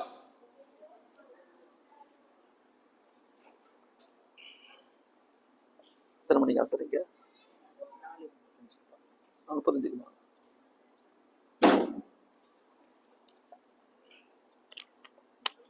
அதனால மாஷா அல்லாஹ் 4வது மிக முக்கியமான விஷயம், உறவுகளை சேர்ந்து வாழணும், உறவுகளோடு இணைந்து வாழ முயற்சி செய்யும். சில நேரங்கள்ல தவறு செய்வாங்க, சில உறவுகள் பொறாமைகள் படுறாங்க, சில உறவுகள் இயற்கையிலேயே நம்ம வீணா போகும்னு நினைக்கிறாங்க. அப்படின்னு சொன்னா அவங்கள்ட்ட பேசுறத மட்டும் வச்சுக்கோங்க, பேசுவாவது செய்யுங்க. பெருசா உதவி செய்யணும், காசு பணம் கொடுக்கணும்னு அவசியம் இல்லை. உறவுகளை பேணுதல் அப்படிங்கிறதுனா எல்லா காசையும் எடுத்து அவங்கள்ட்ட கொடுக்கறதல்ல, நம்ம சம்பாரிச்சதெல்லாம் அவங்களுக்கு செலவழிக்கிறதல்ல. உறவுகள் பேணுதல்னா அவங்க கல்யாணம் காட்சிக்கு போயிட்டு வர்றது, கஷ்டப்படும் போது சின்ன சின்ன உதவிகள் செய்யறது, அவங்க நல்லா இருக்கணும்னு அவங்களுக்காக துவா செய்யறது, வீட்டுக்கு வந்தா கொஞ்சம் சாப்பாடு போடுறது. சோ உறவுகளை பேணுதல் அப்படிங்கிறது ஒரு பெரிய கலை. அந்த கலையை நம்ம உருவாக்கிக்கணும். 5வது மிக முக்கியமான விஷயம்தான் குழந்தைகளை எப்படி வளர்க்கணும். ஒரு குடும்பங்கள்ல 5 விஷயங்கள் மிக முக்கியமான இஸ்லாமிய குடும்பவியலுடைய அடிப்படையான 5 விஷயங்கள் என்ன? முதலாவதாக ஈமானிய உணர்வுள்ள குடும்பமாக நம்ம மாறிக்கணும். ஃபர்ஸ்ட் விஷயம், இஸ்லாமிய குடும்பவியலுடைய வளர்ச்சி திட்டம் அடிப்படை என்னன்னா, முதல் நிலை அல்லாஹோடு நம்ம தொடர்புகளை சரி செஞ்சுக்கணும். நம்முடைய தொழுகை, நம்முடைய இபாதத், நம்முடைய குடுக்கல் வாங்கல் எல்லாத்துக்கும் ஷரியத்துக்கு உட்பட்டு இருக்கணும். 2வது கணவன் மனைவியுடைய உறவு முறை அன்பாக, பாசமாக, விட்டு கொடுத்து எல்லா நிலையிலும் கணவன் மனைவி உறவு முறைகள் ரொம்ப பேணுதலாக இருக்கணும். அந்த பேணுதல் இல்லை அப்படின்னா நம்ம குழந்தைகள் சரியா உருவாக மாட்டாங்க. 3வது பெற்றோர்கள், குடும்பத்துல உள்ள வயதான மக்கள், அவங்கள் மீது கவனம் செலுத்தணும். அவங்களுக்கு செய்ய வேண்டிய கடமைகளை செய்யணும், அவங்களுடைய துவாக்களை வாங்கணும். அவங்க ஃபத்வாக்களை, அவங்களுடைய முசீபத்துகள் நம்ம வாங்கிடக்கூடாது, அவங்களுடைய பதுவாக்களை, அவங்களுடைய சாபங்களை நம்ம வாங்கிடக்கூடாது. ரொம்ப கேர்ஃபுல்லா இருக்கணும் பெரியவங்க விஷயத்துல. 4வது உறவுகளை பேணி வாழணும். சொந்தக்காரவங்களோடு இணக்கமாக, அன்பாக, விட்டு கொடுத்து சில உதவிகள் செஞ்சு வாழணும். 5வது ஒரு இஸ்லாமிய குடும்பவியலுடைய மிக முக்கியமான பகுதி தான் குழந்தைகளை சீரான முறையில வளர்க்கணும். குழந்தைகளை சிறப்பான குழந்தைகளாக நம்ம உருவாக்குறதுக்கு முயற்சி செய்யணும். மிக முக்கியமான ஒரு பகுதி இது.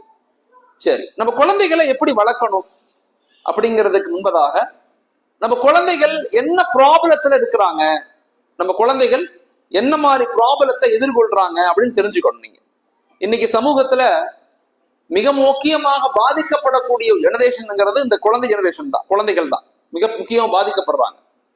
4 விதமான பாதிப்புகள் நம்ம குழந்தைகள் அடைகிறாங்க. 4 விதமான பாதிப்புகளுக்கு நம்ம குழந்தைகள் மாட்டிக்கொள்றாங்க. தெரிஞ்சுக்கணும் நம்ம. அப்பதான் அந்த குழந்தைகளை எப்படி மீட் பண்ணணும்னு தெரியும். ஒன்று, அந்த குழந்தைகள் கல்ச்சுரலி பாதிக்கப்பட்டுக்கிட்டு இருக்காங்க. நம்முடைய குழந்தைகள் கலாச்சார சீர்கேட்டுக்குள்ள, அது ஆண் குழந்தைகளாக இருந்தாலும் சரி, பெண் குழந்தைகளாக இருந்தாலும் சரி, கலாச்சார ரீதியாக அவங்க பாதிக்கப்படுறாங்க. இன்னைக்கு தெரிஞ்சுக்கங்க, அவசியம் தெரிஞ்சுக்கங்க. அவங்க பார்க்கிற படங்கள், நாடகங்கள், Netflix, Prime, web series, social media, Facebook, இது போன்ற பல கலாச்சார மாற்றங்கள் அவங்கள மனநல ரீதியாக மென்டலி அவங்கள பாதிக்க வைக்குது. படங்களை பார்த்து நடக்கக்கூடிய சமூகமாக மாறிட்டாங்க. இன்னைக்கு காட்டக்கூடிய சோசியல் மீடியாக்களை பார்த்து சமூகத்தை வாழ்க்கையை நடத்தணுங்கிற மனநிலைக்கு இன்னைக்கு ஜெனரேஷன் வந்துட்டாங்க. அவங்க முடிவெற்ற ஸ்டைல் எப்படி இருக்கு, அவங்க எப்படி ட்ரெஸ் போடுறாங்க, அவங்க பேண்ட் எப்படி இருக்கும், அவங்க ஷர்ட் எப்படி இருக்கு, இதெல்லாம் கவனிக்கணும். இது எல்லாமே ஷரியத்துக்குள்ள இருக்குதான்னு ஒரு தாய் செக் பண்ணணும். இன்னைக்கு என்ன ப்ராப்ளம் ஆயிடுச்சுன்னா அதை பத்தி கேரே பண்றது இல்லை. அவன் எப்படி எப்ப அவனை கண்டிப்போம்னா 15 வயசு 20 வயசுல திட்டுறது அவன் ஒத்துக்க மாட்டான், நம்மளை போன்ட்டு போயிடுவான் அவன். இப்ப குழந்தை வளர்ப்பு என்பது மிக முக்கியமான ஒரு பகுதி சமூகவியல் பாடத்துல, குடும்பவியல் கட்டமைப்புல. அதனால முதலாவதாக நம்முடைய குழந்தைகள் எதிர்கொள்ளக்கூடிய முதல் பிரச்சனை என்னன்னா கலாச்சார சீர்கேடு ஒன்று.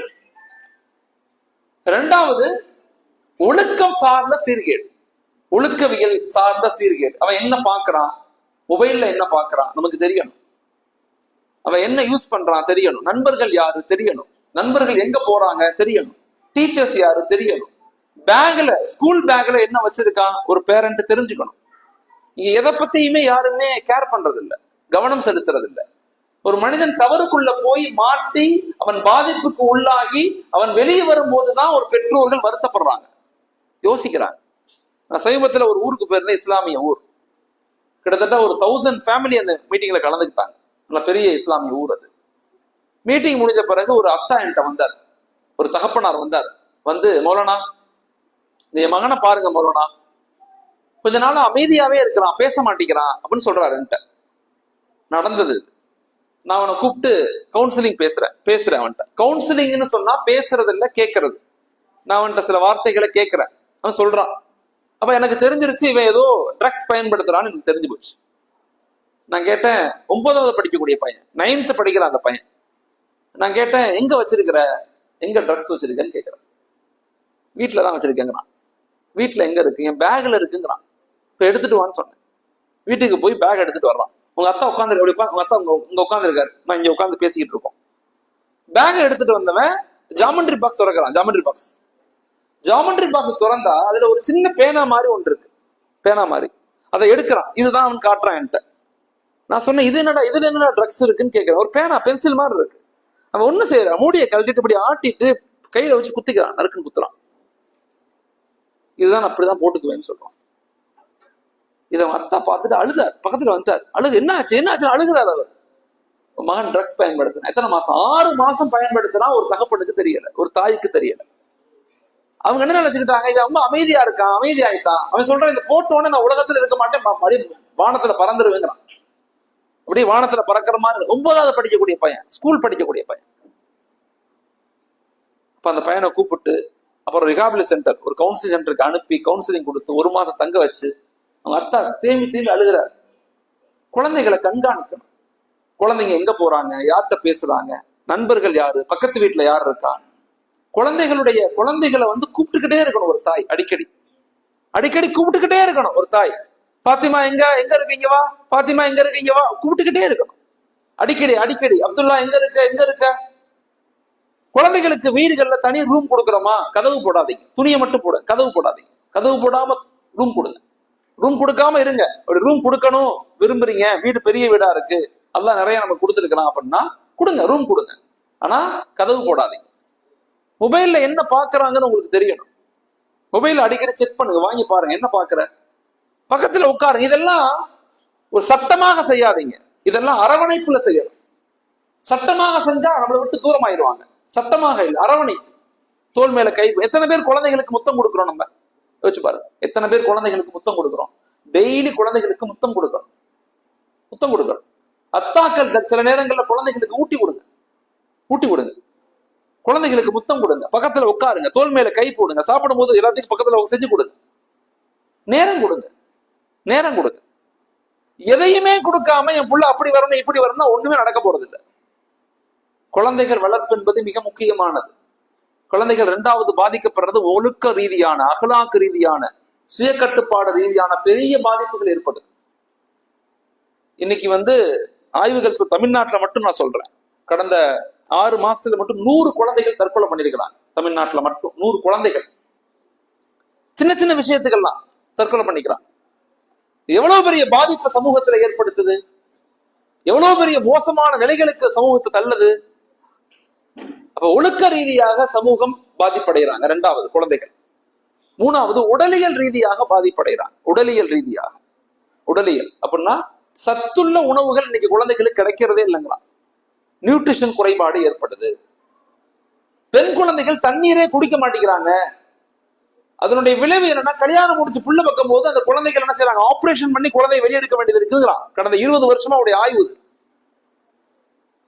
பெற்றோர்கள் தயவு செய்து குழந்தைகளை கவனிங்க. தண்ணி குடிக்கிறாங்களா, எவ்வளவு தண்ணி குடிக்கிறாங்க, கரெக்டா பிஷா போறாங்களா, நல்ல உணவுகள் சாப்பிடுறாங்களா. பறக்க பறக்க காலில் நிறைய குடும்பங்கள்ல சாப்பாடே கிடையாது, கால சாப்பாடு. நிறைய குழந்தைகளுக்கு சாப்பாடு கிடையாது.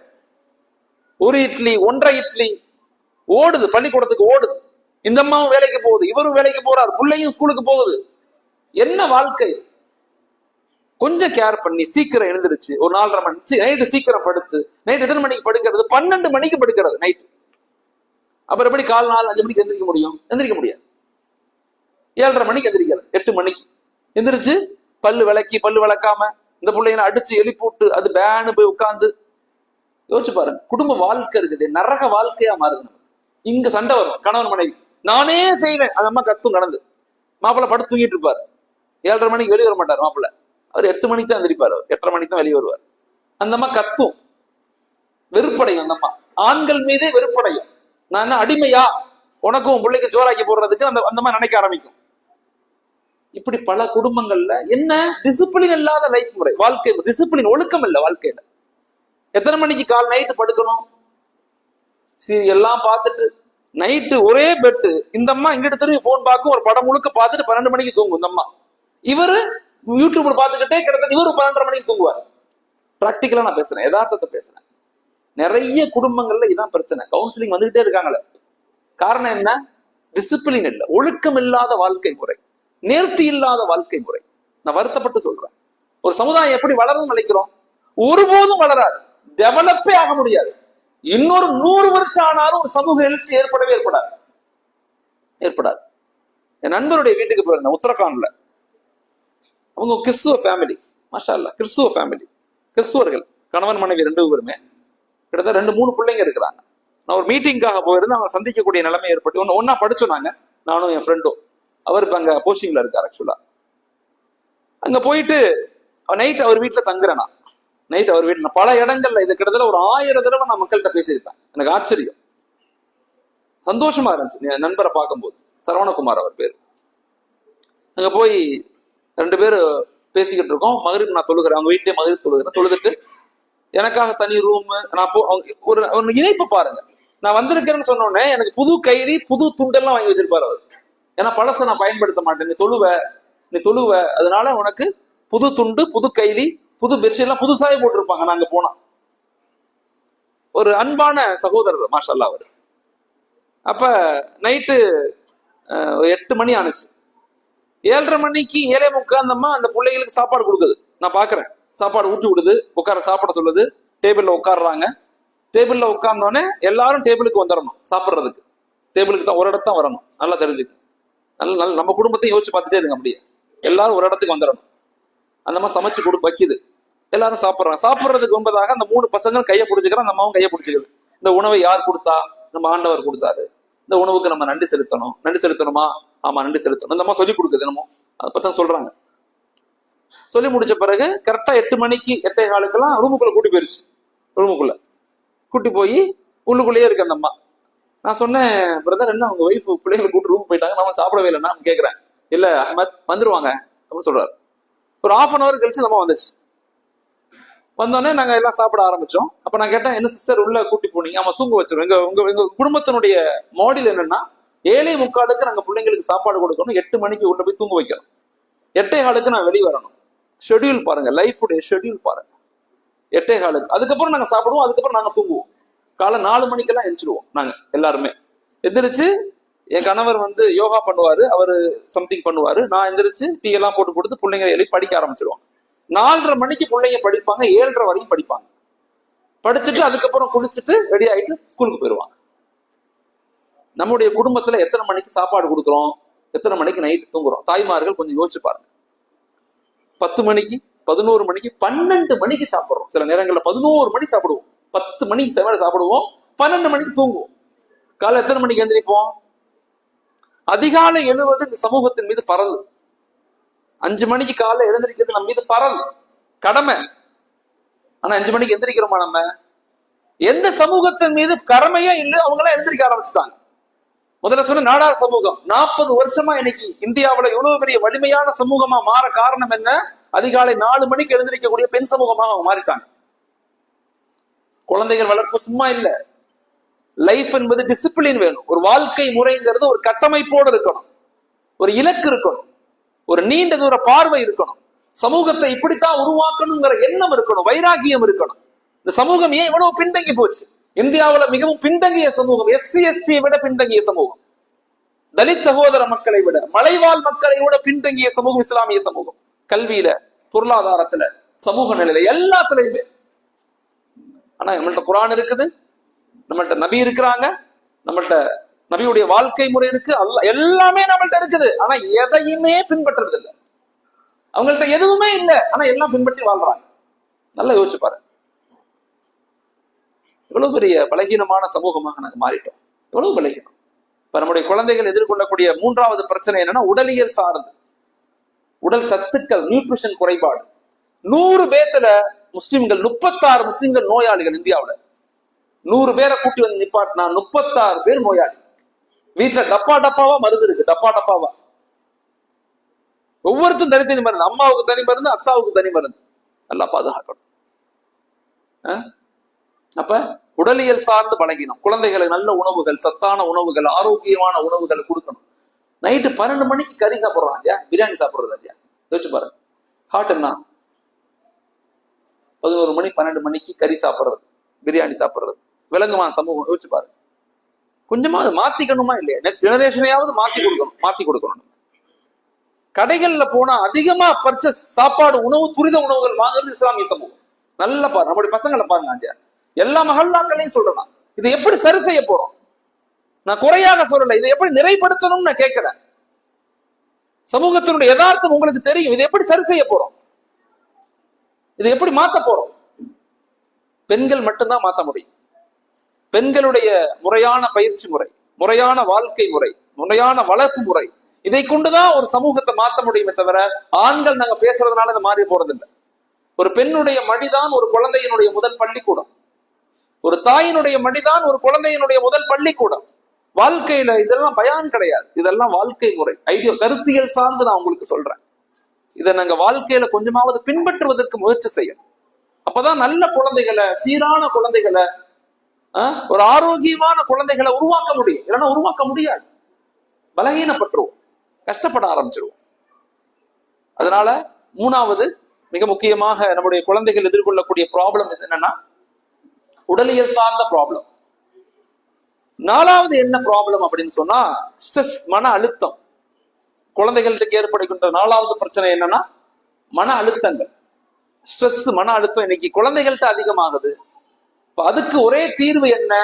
தாய் தந்தைகள் குழந்தைகளுக்கு நேரம் கொடுங்க, கூட உட்கார்ந்து சாப்பிடுங்க, சாப்பாடு ஊட்டி விடுங்க, தோள் மேல கை போடுங்க, மடியில படுக்க வைங்க, பக்கத்துல உட்கார்ந்து கதை சொல்லுங்க, வாழ்க்கையை கற்றுக் கொடுங்க, முன்னோர்களை பத்தி நல்ல கதைகளை சொல்லுங்க, நல்ல உறவுகளை ஏற்படுத்தி கொடுங்க.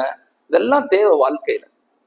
நம்ம சம்பாதிக்கிறது, நம்ம படிச்சது, நம்ம ஓடுறது, நம்ம அலையிறது எல்லாம் எதுக்கு? நிம்மதியான வாழ்க்கைக்கு. ஆனா நிம்மதியான வாழ்க்கை வீட்டுக்கு வந்தா கிடைக்குதானா? கிடைக்க மாட்டேங்குது. காரணம் என்ன? எந்த பழக்க வழக்கங்கள், டிசிப்ளினால வாழ்க்கை முறை நம்மள்ட்ட இல்லாம போச்சு. இப்ப இப்படி வாழ்ந்துகிட்டே இருந்தா நம்ம பிள்ளைங்க எப்படி சிறப்பான பிள்ளைங்களா வருவாங்க? சிறந்த சமுதாயமா எப்படி வருவாங்க? ஒரு ஆளுமையான, படித்த, அதிகாரம் உள்ள சமூகமாக எப்படி நம்ம உருவாக்க முடியும்? உருவாக்க முடியாது. ஒவ்வொரு குடும்பங்களும், என் குடும்பத்துல நான் ஒரு டாக்டரை உருவாக்க போறேன், என் குடும்பத்துல நான் ஒரு கலெக்டரை உருவாக்க போறேன், என் குடும்பத்துல நான் ஒரு ஜட்ஜை உருவாக்க போறேன், என் குடும்பத்துல நான் ஒரு பெரிய முஃப்தி, ஹாஃபிஸ், ஆலிமை உருவாக்க போறேன். ஒரு பெரிய சயின்டிஸ்ட உருவாக்க போறேன் அப்படிங்கிற ஒரு பார்வை, ஒரு வார்த்தை, ஒரு சிந்தனை ஒவ்வொரு தாய்மார்கள்ட்ட இருக்கணும், ஒவ்வொரு பெண்கள்ட்ட இருக்கணும். தயவு செய்து பெண்கள், தாய்மார்கள், நான் பேசுவதை தவறாக நினைச்சு கொள்ளக்கூடாது, நான் குறையாக சொல்லல. நீங்க தான் சமூகத்தினுடைய அச்சாணிகள், நீங்க தான் சமூகத்தினுடைய முதுகெலும்புகள். உங்களுடைய வளர்ச்சி தான், உங்களுடைய எழுச்சி தான், உங்களுடைய வளர்ப்பு தான் ஒரு சமூகத்தினுடைய கட்டமைப்புக்குன அடிப்படை காரணம். நீங்க உலகத்தினுடைய இன்பங்கள்ல மூழ்கிறாதீங்க, இந்த உலகத்தினுடைய இன்பங்கள்ல மூழ்கிறாதீங்க. நீங்க மூழ்கிட்டீங்கன்னா நெக்ஸ்ட் ஜெனரேஷன் அடிமைகளா தான் மாற்றப்படுவாங்க. நல்லா தெரிஞ்சுக்கங்க. அல்லாஹ் சூரத்துல் யாசீன்ல சொல்லுவான்,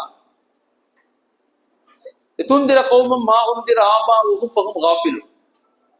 எச்சரிக்கை செய்யப்படும் போதெல்லாம் உங்களுடைய முன்னோர்கள் கஃப்லத்தாக ஆயிட்டாங்க அப்படின்னு சொன்னா, லகத் ஹக்கல் கவுலு அலா அக்ஸரிஹி ஃபஹும் லா யுமினூன் அல்லாஹ் சொல்றான். பின்னால வரக்கூடிய சமூகத்துக்கு தீன் கூட கிடைக்காதுங்கிறான். மிக முக்கியமான விஷயம் இது. நம்முடைய எச்சரிக்கைகள், நம்முடைய வருங்கால சந்ததிகள் பாதுகாக்கப்படணும், நம்முடைய வருங்கால பெண்கள், குழந்தைகள் பாதுகாக்கப்படணும், வலிமையாக மாற்றப்படணும், அதிகாரம் உள்ள சமூகமாக மாற்றப்படணும், இந்தியாவுடைய உரிமைகளை அடைந்த சமூகமாக மாற்றப்படணும். நம்முடைய ஈமான, நம்முடைய வணக்க வழிபாடுகளை, நம்முடைய குர்ஆன, நம்முடைய மார்க்கத்தை பின்பற்றக்கூடிய, பாதுகாக்கக்கூடிய சமூகமாக மாற்றப்படணும்னா அது குடும்பங்கள்ல இருந்து உருவாக்கப்படணும். அப்படி செய்யறோமா? தாய்மார்கள் யோசிச்சு பாருங்க. குழந்தைகளை எப்படி வளர்க்கணும்? நீங்க எப்படி வளர்க்கணும்? குழந்தைகள் வளர்ப்பு என்பது 4 ஸ்டேஜா இருக்கும். 4 ஸ்டேஜ். குழந்தைகள் உருவாக்கம் என்பது 4 ஸ்டேஜ்ல இருக்கு. முதல் ஸ்டேஜ் அப்படிங்கிறது, ஒரு குழந்தை பிறந்து 6 மாசத்துல இருந்து ஒரு குழந்தையினுடைய 6 வயசு வரைக்கும் குழந்தைகளை நீங்க வளர்க்கும் போது as a பாசிட்டிவ் ரோல் மாடல்ல வளருங்க. அப்படின்னா என்ன அர்த்தம்னா, நீங்க பேசுவதை விட செஞ்சு காட்டுங்க. அம்மா எப்படி புர்கா போடுறாங்க, அத்தா எப்படி தொப்பி வைக்கிறாங்க, தாதா எப்படி பள்ளிவாசலுக்கு போறாங்க, தாதி எப்படி ஏழைகளுக்கு உதவி செய்யறாங்க அப்படிங்கிறத சொல்றது மட்டும் இல்லாம செஞ்சு காட்டுங்க. அதை கண்கூடாக காட்டுங்க. அந்த ஏஜ் பார்த்தா மட்டும்தான் புரியும், சொன்னா புரியாது. 2வது ஸ்டேஜ் அப்படிங்கிறது குழந்தை வளர்ப்புல மிக முக்கியமானது. 7 வயதிலிருந்து 12 வயதுக்குள்ள அந்த குழந்தைகள்கிட்ட அசிய மாஸ்டராக இருங்க. ஒரு பேரண்ட் குழந்தைகளை கண்காணிங்க, குழந்தைகள்கிட்ட நேரம் கொடுத்து பேசுங்க, நல்ல சிந்தனைகளை ஏற்படுத்துங்க, கூட உட்காந்து சாப்பிடுங்க, சாப்பாடு ஊட்டி விடுங்க. அடிக்கடி நான் இருக்கு கவலைப்படாத, அல்லாஹ் உன்னை எனக்கு அமானிதமா கொடுத்துருக்கான், நீ கவலைப்படாதன்னு சொல்லுங்க. பேக்ல என்ன இருக்குதுன்னு செக் பண்ணுங்க, சேர்ந்து விளையாடுங்க. குழந்தைங்க உங்களுக்கு நேரம் கொடுப்பாங்க, பாண்டிங் ஏற்படும். குழந்தைகளுக்கும் பெற்றோர்களுக்கும் பாண்டிங். இங்க பிரச்சனையே என்னன்னா, இங்க பாண்டிங் யார்ட்டையுமே இல்லை. கணவன் மனைவிட்டையும் இல்ல, அத்தா மகன்கிட்டையும் பாண்டிங் இல்லை. எல்லாரும் சுய சுதந்திரம், ஜாலியா இருக்கணும் வாழ்க்கையில. ரொம்ப நேரம் மொபைல் பார்க்கணும், நான் இன்ஸ்டா பார்க்கணும், நான் யூடியூப் பார்க்கணும், என்னை டிஸ்டர்ப் பண்ண பக்கத்துல வராத. சொந்த பிள்ளைங்களை, சொந்த மனைவி மக்கள், இப்படித்தான் இருக்கணும். நம்ம யோசிச்சு பாருங்க. டோன்ட் டிஸ்டர்ப் மீ, என்னை டிஸ்டர்ப் பண்ணாத, எப்பவுமே இந்த வார்த்தையை சொல்லிடுறது. அப்படி இல்லை. அன்பு, பரஸ்பரம், விட்டு கொடுத்தல், முத்தம் கொடுத்தல், தோல் மேல கை போடுதல், சந்தோஷப்படுத்துதல், புகழுதல், சாப்பாடு ஊட்டுதல், பக்கத்துல சாப்பாடு அத்தா சாப்பாடு பரிமாறணும், குழந்தைங்க அத்தாவுக்கு சாப்பாடு பரிமாறணும். இந்த பாண்டிங் ரொம்ப ரொம்ப இம்பார்ட்டன்ட். இது 12 வயசுக்குள்ள மட்டும்தான் ஏற்படும்.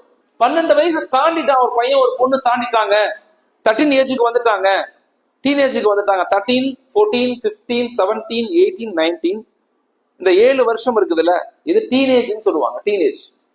இந்த ஏஜ்ல ஆணும் சரி பெண்ணும் சரி சுதந்திரத்தை விரும்புவாங்க. பயாலஜிக்கலி அவங்க மாற்றம் அடைவாங்க.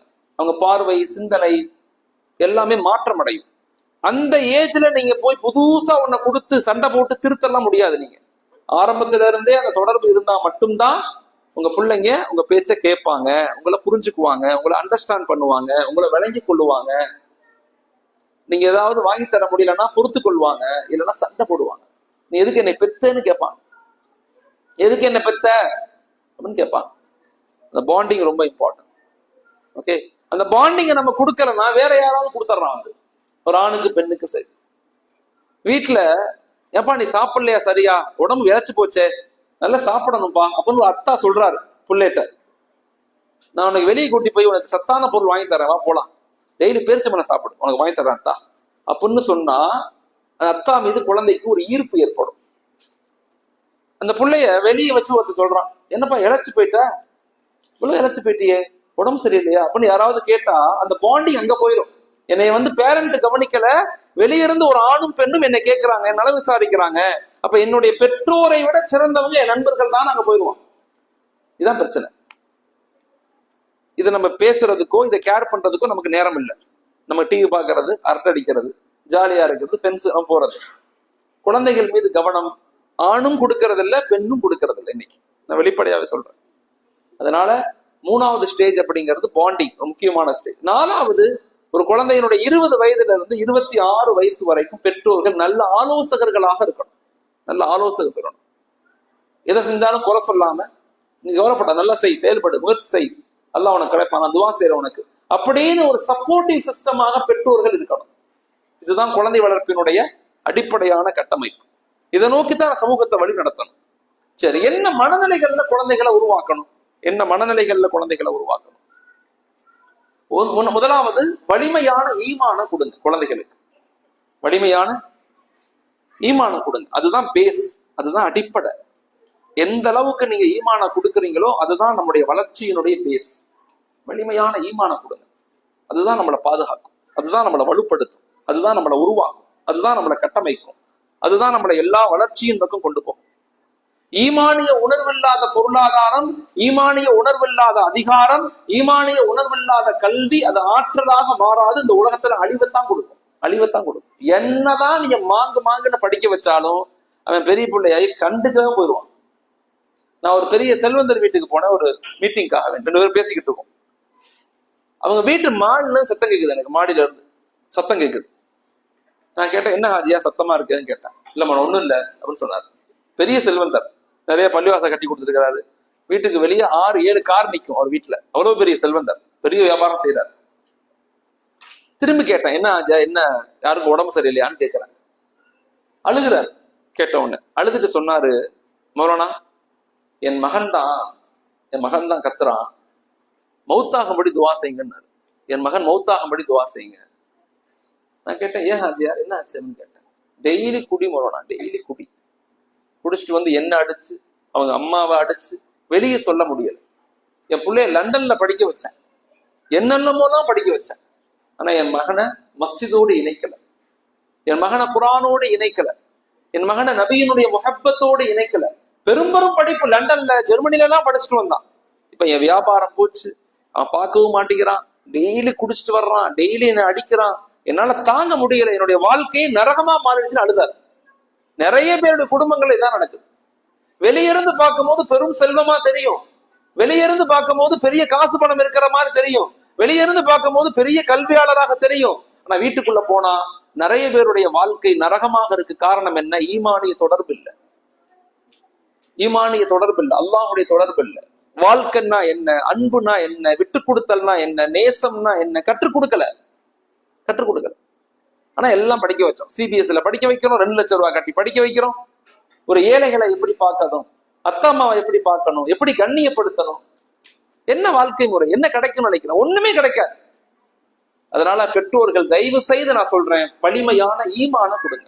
அதுதான் நம்மளோட குழந்தைகள். நம்ம வயசா நல்லா தெரிஞ்சுக்க, நம்ம எல்லாருக்கும் வயசாகும், எல்லாத்தினுடைய தோலும் சுருங்கிடும், கண்ணு சுருங்கும், தாடி எல்லாம் வெள்ளையா போயிடும், மண்டல உள்ள எல்லா முடிகளும் வெள்ளையா போயிடும், நடக்க முடியாது, உட்கார்ந்தா எந்திரிக்க முடியும், எல்லாத்துக்கும் நடக்கும். நம்ம புள்ள பெருசாயிருவான். அந்த நேரத்துல நம்ம புள்ள என்னைய பாதுகாக்கணும், என் மீது அன்பு செலுத்தணும், என்னை கேர் பண்ணணும், எனக்காக துவா செய்ய, நான் மௌத்தா போனா 10 பேத்துக்கு உணவு கொடுக்கணும், நான் மௌத்தா போனா எனக்கு தொழு வைக்கணும் அப்படின்னு சொன்னா, தயவு செய்து உன் குழந்தைகளுக்கு ஈமான கொடுங்க. நீங்க வேற என்ன கொடுத்தாலும் எந்த புண்ணியமும் இல்லை. கொடுக்கணும், தேவை, அதெல்லாம் தேவையில்லைன்னு சொல்லல, நீட்ஸ், அதெல்லாம் நீட். ஆனா நோக்கம் என்ன? படிப்பு தேவை, பொருளாதாரம் தேவை, அதிகாரம் தேவை, எல்லாம் தேவை. ஆனா நோக்கம் என்பது அல்லாஹ் அடையுது. அதை நம்ம சரியா கொடுத்தோமா? அந்த ஒழுக்கம் சார்ந்த வாழ்வியலை கற்றுக் கொடுத்தோமா? அன்பு சார்ந்த வாழ்வியலை கற்றுக் கொடுத்தோமா? ஏழைகளை மதிக்க கற்றுக் கொடுத்தோமா? வார்த்தைகளை கண்ணியமாக பேச கற்றுக் கொடுத்தோமா? கேரே பண்றது இல்ல, கேர் பண்றது இல்ல. புள்ள கெட்ட வார்த்தை பேசுனா ஒரு தாய் கண்டிக்கிறது இல்ல, அமைதியா அப்படித்தான் குழந்தைன்னா அப்படித்தான் இருக்கும், மாறிக்கும் அப்படின்னு நினைச்சுக்கிறோம். அம்மா அத்தா மீது குழந்தைகளுக்கு பயம் கலந்த ஒரு மரியாதை கலந்த ஒரு பயம் இருக்கணும். அதை கொடுக்கணும், அதை கொடுக்கணும். அது ஒரு பெரிய கலை, அது கொடுக்கணும். எல்லாத்துக்கும் மண்டையாட்டு. இந்த காலத்துல அன்புங்கிறது என்னன்னா கண்மூடித்தனமாக அன்பு, கண்மூடித்தனமான அன்பு. கேட்கறதெல்லாம் வாங்கி கொடுத்துறது, எதெல்லாம் எதெல்லாம் வாங்கி கொடுத்துறது. அது பேர் அல்ல அன்பு. எது தேவை எது தேவையில்லை, எது தேவை எது தேவையில்லை அப்படிங்கிறத தெரிஞ்சு ஒரு குழந்தைகளை உருவாக்கணும். இன்னைக்குள்ள பெண்களுக்கு நான் சொல்றேன், அன்பு எது, லைஃப் எது, எது தேவை எது தேவையில்லைங்கிறத கத்துக்கொள்ளுங்க, தயவு செய்து கற்றுக்கொள்ளுங்க. முக்கியமான விஷயம். வலிமையான ஈமான கொடுங்க. ரெண்டாவது ஒழுக்கமான வாழ்வியலை கற்றுக் கொடுங்க. ரெண்டாவது நீங்க குழந்தைகளை உருவாக்கும் போது கொடுக்க வேண்டிய விஷயம் ஒழுக்கமான வாழ்வியலை கற்றுக் கொடுங்க. அதான் இந்த குழந்தையினுடைய வெற்றிக்கு ரகசியமே ஒழுக்கம் தான், அதபு தான், அகலாக்கு தான், நல்ல குணங்கள் தான், அன்பான வார்த்தைகள் தான். அந்த குழந்தைங்க சிறந்த குழந்தையா மாறுவாங்க. நபிகள் நாயகம் சொன்னாங்க, ஒரு தாய் தகப்பன் குழந்தைக்கு கொடுக்கக்கூடிய நல்ல விஷயங்கள்ல மிக முக்கியமானது நற்குணங்கள் மட்டும்தான் சொல்றாங்க. அஹ்லாக், அதுதான் நம்ம குழந்தைக்கு கொடுக்கக்கூடிய மிக முக்கியமான பொக்கிஷம். அதை கொடுத்தமா அப்படிங்கிறத யோசிக்கணும். ரெண்டாவது. மூணாவது, நல்லா படிக்க வைங்க. எவ்வளவு முடியுமோ அவ்வளவு படிக்க வைங்க. அதிகாரத்தில் நம்ம வரணும். நம்முடைய உரிமைகள், நம்முடைய சுதந்திரங்கள், நம்முடைய பிரிவில்லேஜ் பாதுகாக்கப்படணும்னா நம்ம குழந்தைகள் இந்த நாட்டினுடைய மிகப்பெரிய ஆளுமைகளாக மாற்றப்படணும். நல்லா படிக்க வைங்க, திட்டமிட்டு படிக்க வைங்க. குறிப்பாக பெண் சமூகத்தை படிக்கும் போது 4 துறைகள்ல படிக்க வைங்க. சம்பந்தம் இல்லாம படிக்க வைக்காதீங்க, தேவையில்லாத படிக்க வைக்காதீங்க. எது சமூகத்துக்கு தேவை, அந்த குடும்பத்தினுடைய வாழ்க்கைக்கு தேவை, மஹல்லாவுடைய வளர்ச்சிக்கு தேவை, கம்யூனிட்டி டெவலப்மெண்ட்டுக்கு என்ன தேவையோ அதை பெண்களுக்கு கொடுங்க. அதே மாதிரி ஆண்களுக்கும் கொடுங்க. பெண்களாக இருந்தா 4 துறைகள்ல உருவாக்குங்க. ஒன்று, நல்ல டாக்டர்ஸா உருவாக்குங்க. வசதி வாய்ப்புகள் இருக்குது, நல்ல காசு பணம், நல்லா படிக்கிறாங்க பிள்ளைங்க அப்படின்னா நல்ல டாக்டரா உருவாக்குங்க. தாய் சேய் நல்ல மருத்துவர்கள் சமூகத்துக்கு தேவை, பெண் மருத்துவர்கள் சமூகத்துக்கு தேவை, உருவாக்குங்க. இல்ல என் புள்ள சுமாராதான் படிக்குது, மருத்துவத்தின் மீது பெரிய ஆர்வம் இல்லை அப்படின்னா நல்ல ஆசிரியர்களை உருவாக்குங்க. 1 teacher equivalent to 1000 students. ஒரு ஆசிரியர் கிட்டத்தட்ட 1000 மாணவர்களுக்கு சமமானவங்க. ஒவ்வொரு மஹல்லாவிலிருந்தும் வருஷத்துக்கு கிட்டத்தட்ட 7 டீச்சர்ஸ் உருவாக்கப்படணும். ஒரு மஹல்லாவில இப்ப இந்த மஹல்லாவில 100 பேர் இருக்காங்கன்னா இந்த மஹல்லாவில இருந்து 7 டீச்சர்ஸ் உருவாக்கப்படும். இது மஹல்லாக்கள் முக்கியத்துவம் கொடுக்கணும். சமூக மாற்றம் உடனே எல்லாம் நிகழாது. மாற்றம் இன்னைக்கு பேசி நாளைக்கு துவா செஞ்சு நாளை கழிச்சு எல்லாம் நோம்பு வச்சு அடுத்த நாள் எல்லாரும் இத்திகாஃப் இருந்து சமூக மாற்றம் அடையாது. அப்படி கிடையாது. அல்லாஹ் இப்படி வைக்கல. சமூக மாற்றம் அடையணும்னா அதுக்கு நீண்ட ப்ராசஸ் வேணும், கடினமான முயற்சி, தியாகம், அர்ப்பணிப்பு. நபியினுடைய தியாகம் தான் சஹாபாக்கள், சஹாபாக்களுடைய தியாகம் தான் தாபியன்கள், தாபியன்களுடைய தியாகம் தான் தபா தாபியன்கள், உலமாக்கள், வலிமார்கள், சுஹதாக்கள். இப்படி இந்த பரம்பரை, இந்த மறுமுறை இருக்குது. இந்த தியாகத்தின் அடிப்படையில் உருவாக்கப்பட்ட சமூகம் இது. தியாகத்தின் அடிப்படையில் உருவாக்கப்பட்ட சமூகம் இது. அதனால தியாகம் செய்யணும். நெக்ஸ்ட் ஜெனரேஷன் உருவாக்கப்படணும்னா கல்வியால் வலிமையான சமூகத்தை உருவாக்கணும். 4வது குழந்தைகளை உருவாக்கும் போது சோசியல் ரெஸ்பான்சிபிலிட்டி, சமூக பொறுப்புள்ள இளைஞர்களை, பெண்களை உருவாக்குங்க. நான் நல்லா இருக்கணும், நான் நல்லா படிச்சேன், எதுக்கு படிச்சேன், வேலைக்கு போய் நிறைய சம்பாதிச்சு வீடு வாங்கி இல்ல. நீ படிப்பது என்பது அதற்கு மட்டும் இல்ல. நீ படிப்பது என்பது சமூக மாற்றம், நீ படிப்பது என்பது ஜனநாயக பாதுகாப்பு, நீ படிப்பது என்பது ஏழை இல்லாத ஒரு மாநிலம், ஏழை இல்லாத ஒரு நாடு. நீ படிப்பது என்பது உனக்கானது மட்டும் இல்ல, சமூகத்துக்கானது. அப்படிங்கிற உணர்வுகளை ஏற்படுத்துங்க. சமூக பொறுப்புகளை கொடுங்க. Social responsibility. இது நமது மண், இது நமது மக்கள், இது நமது நாடு, இது நமது தேசம். இந்த வரலாற்றுல, நாட்டினுடைய விடுதலையில, நாட்டினுடைய சுதந்திரத்துல நம்முடைய முன்னோர்கள் பல தியாகங்கள் செஞ்சாங்க, அர்ப்பணிப்புகளை செஞ்சாங்க. இந்த நாடு அப்படித்தான் உருவாக்கப்பட்டுச்சு, நாடுடைய வளர்ச்சிக்கு நாங்க பங்களிப்பு அளிக்கணும் அப்படிங்கிற உணர்வுகளை தயவு செய்து குழந்தைகளுக்கு ஏற்படுத்துங்க. இது ஒவ்வொரு மஹல்லாக்கள்ல இருந்து கொடுக்கப்படணும். ஒவ்வொரு வீடுகளுக்கும் இந்த இன்ஃபர்மேஷன் போய் சேரணும். ஒரு வருங்கால சமூகம் உருவாக்கப்படணும்னா ஒரு ஆணும் பெண்ணும் சேர்ந்து ஒரு வருங்கால சமூகத்தை கட்டமைக்க முயற்சிக்கணும். அப்படிப்பட்ட ஒரு அற்புதமான வாழ்க்கை முறையை நம்முடைய குடும்பங்கள்ல இந்த 5 விஷயங்களை, இஸ்லாமிய குடும்பவியல் கட்டமைப்பு, இஸ்லாமிய குடும்பவியல் மேம்பாட்டுக்கு இந்த 5 விஷயங்களை வாழ்க்கையில பின்பற்றுங்க. 1, ஈமானிய உணர்வுள்ள குடும்பங்களாக மாறுங்க. அல்லாஹுடைய தொடர்புள்ள குடும்பமாக மாறுங்க. குர்ஆனுடைய குடும்பமாக மாறுங்க. நபியினுடைய முஹப்பத், நபியினுடைய சுன்னத்துக்களை பின்பற்றக்கூடிய குடும்பமாக மாறுங்க. இது முதல். 2வது, கணவன் மனைவி உறவு முறைகள் அன்பாக, விட்டு கொடுத்து, கட்டுப்பட்டு சந்தோஷமாக மன்னித்து நேசித்து அப்படி ஒரு கணவன் மனைவி உறவு முறைகளை வாழ முயற்சி செய்யுங்க. சிறந்த குடும்பவியல் கட்டமைப்பு 2வது பகுதி. 3வது, வீட்டுல உள்ள வயதான மக்கள், வீட்டுல உள்ள தாத்தா பாட்டி, வீட்டுல உள்ள தாதா தாதி, இவங்க மீது கண்ணியம் செலுத்துங்க. அவங்கள்ட்ட பிடித்தமான வாழ்க்கையை வாழுங்க, அவங்கள கேர் பண்ணுங்க, அவங்களுக்கு தேவையானதை செஞ்சு கொடுங்க, அவங்களுடைய துவாக்களை வாழ்க்கையில வாங்குங்க. 4வது, உறவுகளை பேணி கொள்ளுங்க. இஸ்லாமிய குடும்பவியலுடைய மிக முக்கியமான பகுதி உறவுகளை பேணி வாழுதல். உறவுகளை பேணுவதை கொண்டு நம்முடைய குடும்பம் சீரான குடும்பமாக, அல்லாஹுடைய ரஹ்மத், அல்லாஹுடைய இரக்கம் நம்ம குடும்பத்துல இறங்கக்கூடியதாக இருக்குது. 4வது, வலிமையான சமூகம் உள்ள குழந்தை செல்வத்தை உருவாக்கு. நல்ல குழந்தைகளை பெற்றெடுத்து நல்ல வருங்கால சமூகத்தை உருவாக்குங்க. கடந்த 20-30 வருஷத்துக்கு முன்னாடி என்ன செஞ்சாங்க? எல்லாருமே ஒரு குழந்தை போதும், 2 குழந்தை போதும்னு சொன்னாங்க. இன்னைக்கு சைனாவுல, ஜப்பான்ல எல்லாம் லீவு கொடுக்கறான், குழந்தை பெற்றுக்க லீவு கொடுக்கறான். குழந்தைகளுடைய பெரும் சதவீதம் குறைஞ்சுக்கிட்டே போகுது.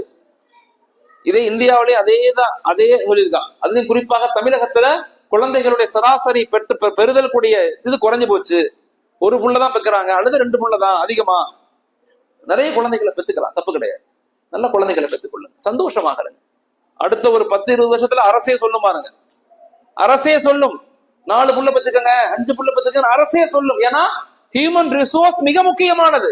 ஆனா அந்த குழந்தை பெத்துங்கன்னு சொல்லும் போது பெற்றெடுக்கக்கூடிய உடல் பலமோ மனோபலமோ ஆணிடத்திலையும் இருக்காது, பெண்ணிடத்திலையும் இருக்காது. நல்லா யோசிச்சு பாருங்க, ஆணிடத்திலையும் இருக்காது, பெண்ணிடத்திலையும் இருக்காது அடுத்த 10-15 வருஷத்துல.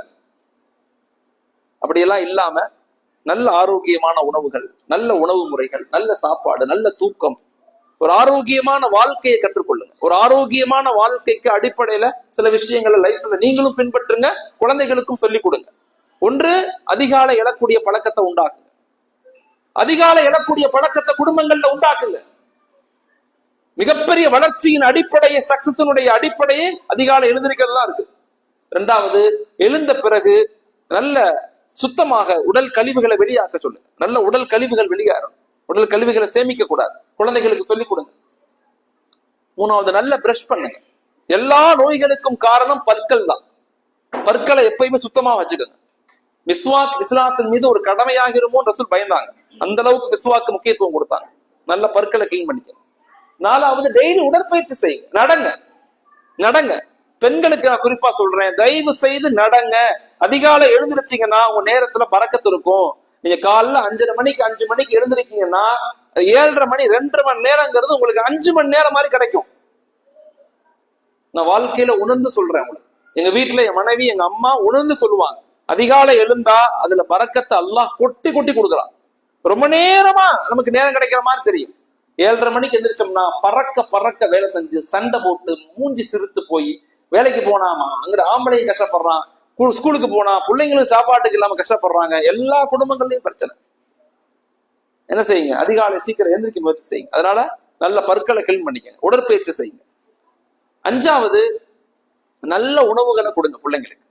யா அய்யுஹல்லதீன ஆமனூ குலூ மின் தய்யிபாத்தி மா ரஸக்னாக்கும். எது ஆரோக்கியமான உணவுகளோ அதை கொடுங்க. சம்பந்தமே இல்லாத, சத்து இல்லாத உணவுகளை கொடுக்காதீங்க. இந்த மேகி செஞ்சு கொடுக்கறது, என்னென்னமோ சின்ன துரித உணவுகள் செய்யாதீங்க. நல்ல உணவுகளை செய்ய முயற்சி செய்யுங்க. நம்ம வாழ்றதே நம்ம பிள்ளைங்களுக்கு தான். நாங்க மௌத்தான பிறகு எங்க பேரை சொல்லக்கூடிய ஒரே ஜீவன் என் புள்ள மட்டும்தான். நான் மௌத்தா போயிட்டா என் பேரை என் புள்ள தான் சொல்லுவாங்க. என் பிள்ளைய நல்லா ஆரோக்கியமா வளர்க்காம நோயாளிகளாக நோஞ்சானாக வளர்த்துட்டா என்ன நடக்கும்? 6வது, இரவு 10 மணிக்குள்ள தூங்குங்க. இரவு 10 மணிக்குள்ள தூங்குங்க. இந்த 6 விஷயங்களை நம்முடைய வாழ்க்கையில பின்பற்றினாவே ஒரு ஆரோக்கியமான சமூகமாக மாறுவோம். அப்படிப்பட்ட ஒரு நல்ல குடும்பமாக அல்லாஹ் தஆலா இந்த நம்முடைய குடும்பங்களை அல்லாஹ் ஏற்படுத்தி கொடுக்கட்டும். இது ஒரு பயானாக நினைக்காம, இது ஒரு கருத்தியல் சார்ந்து, இது ஒரு சிந்தனவியல் சார்ந்து, ஒரு சமூக எழுச்சிக்கான கட்டமைப்பாக யோசிச்சு நம்முடைய வாழ்க்கையில அதை எப்படி பின்பற்றலாம், நம்முடைய வாழ்க்கையில அதை எப்படி கொண்டு வரலாம், நம்முடைய உறவுகளுடைய வாழ்க்கையில எப்படி சொல்லலாம். நீ கேட்கிற பெண்கள் எல்லாருமே, கேட்கிற ஆண்கள் எல்லாருமே இதை உங்க வீட்டுல போய் பேசுங்க. உங்க மனைவி மக்கள்கிட்ட, உறவுகள்கிட்ட, அத்தா அம்மாட்ட பேசுங்க. நம்முடைய கடமைகள் என்ன, நம்முடைய வாழ்க்கை லட்சியம் என்ன. தயவு செய்து நாங்க மௌத்தாகும் போது நம்முடைய அடுத்த தலைமுறையை ஒன்று இந்த உலகத்தினுடைய இன்பங்கள்ல மூழ்கியவர்களாகவோ அல்லது இந்த உலகத்தினுடைய அடிமைகளாகவோ விட்டுட்டு போயிடக்கூடாது. வலிமையான ஈமானிய உணர்வுள்ள இந்த ஈஸ்வராத்தை பாதுகாக்கக்கூடிய, இந்த நாட்டினுடைய வளர்ச்சியில் பங்கு பெறக்கூடிய ஒரு வலிமையான சமூகத்தை நம்ம உருவாக்கிட்டு போகணும். அப்படிப்பட்ட குடும்பங்களாக நமது குடும்பங்களை அல்லாஹ் ஆக்கி அருளணும். ஜஸாக்குமுல்லாஹ். அஸ்ஸலாமு அலைக்கும் வரஹ்மத்துல்லாஹி தஆலா பரகாத்துஹு. ஆமீன். பிஸ்மில்லாஹிர் ரஹ்மானிர் ரஹீம்.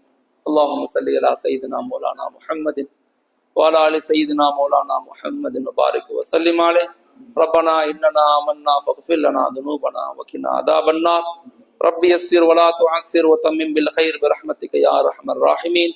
سبحان ربك رب العزة عما يصفون وسلام على المرسلين والحمد لله رب العالمين. صلى الله على محمد صلى الله عليه وسلم. صلى الله على محمد صلى الله عليه وسلم. صلى الله على محمد يا رب صل عليه وسلم. السلام عليكم ورحمة الله.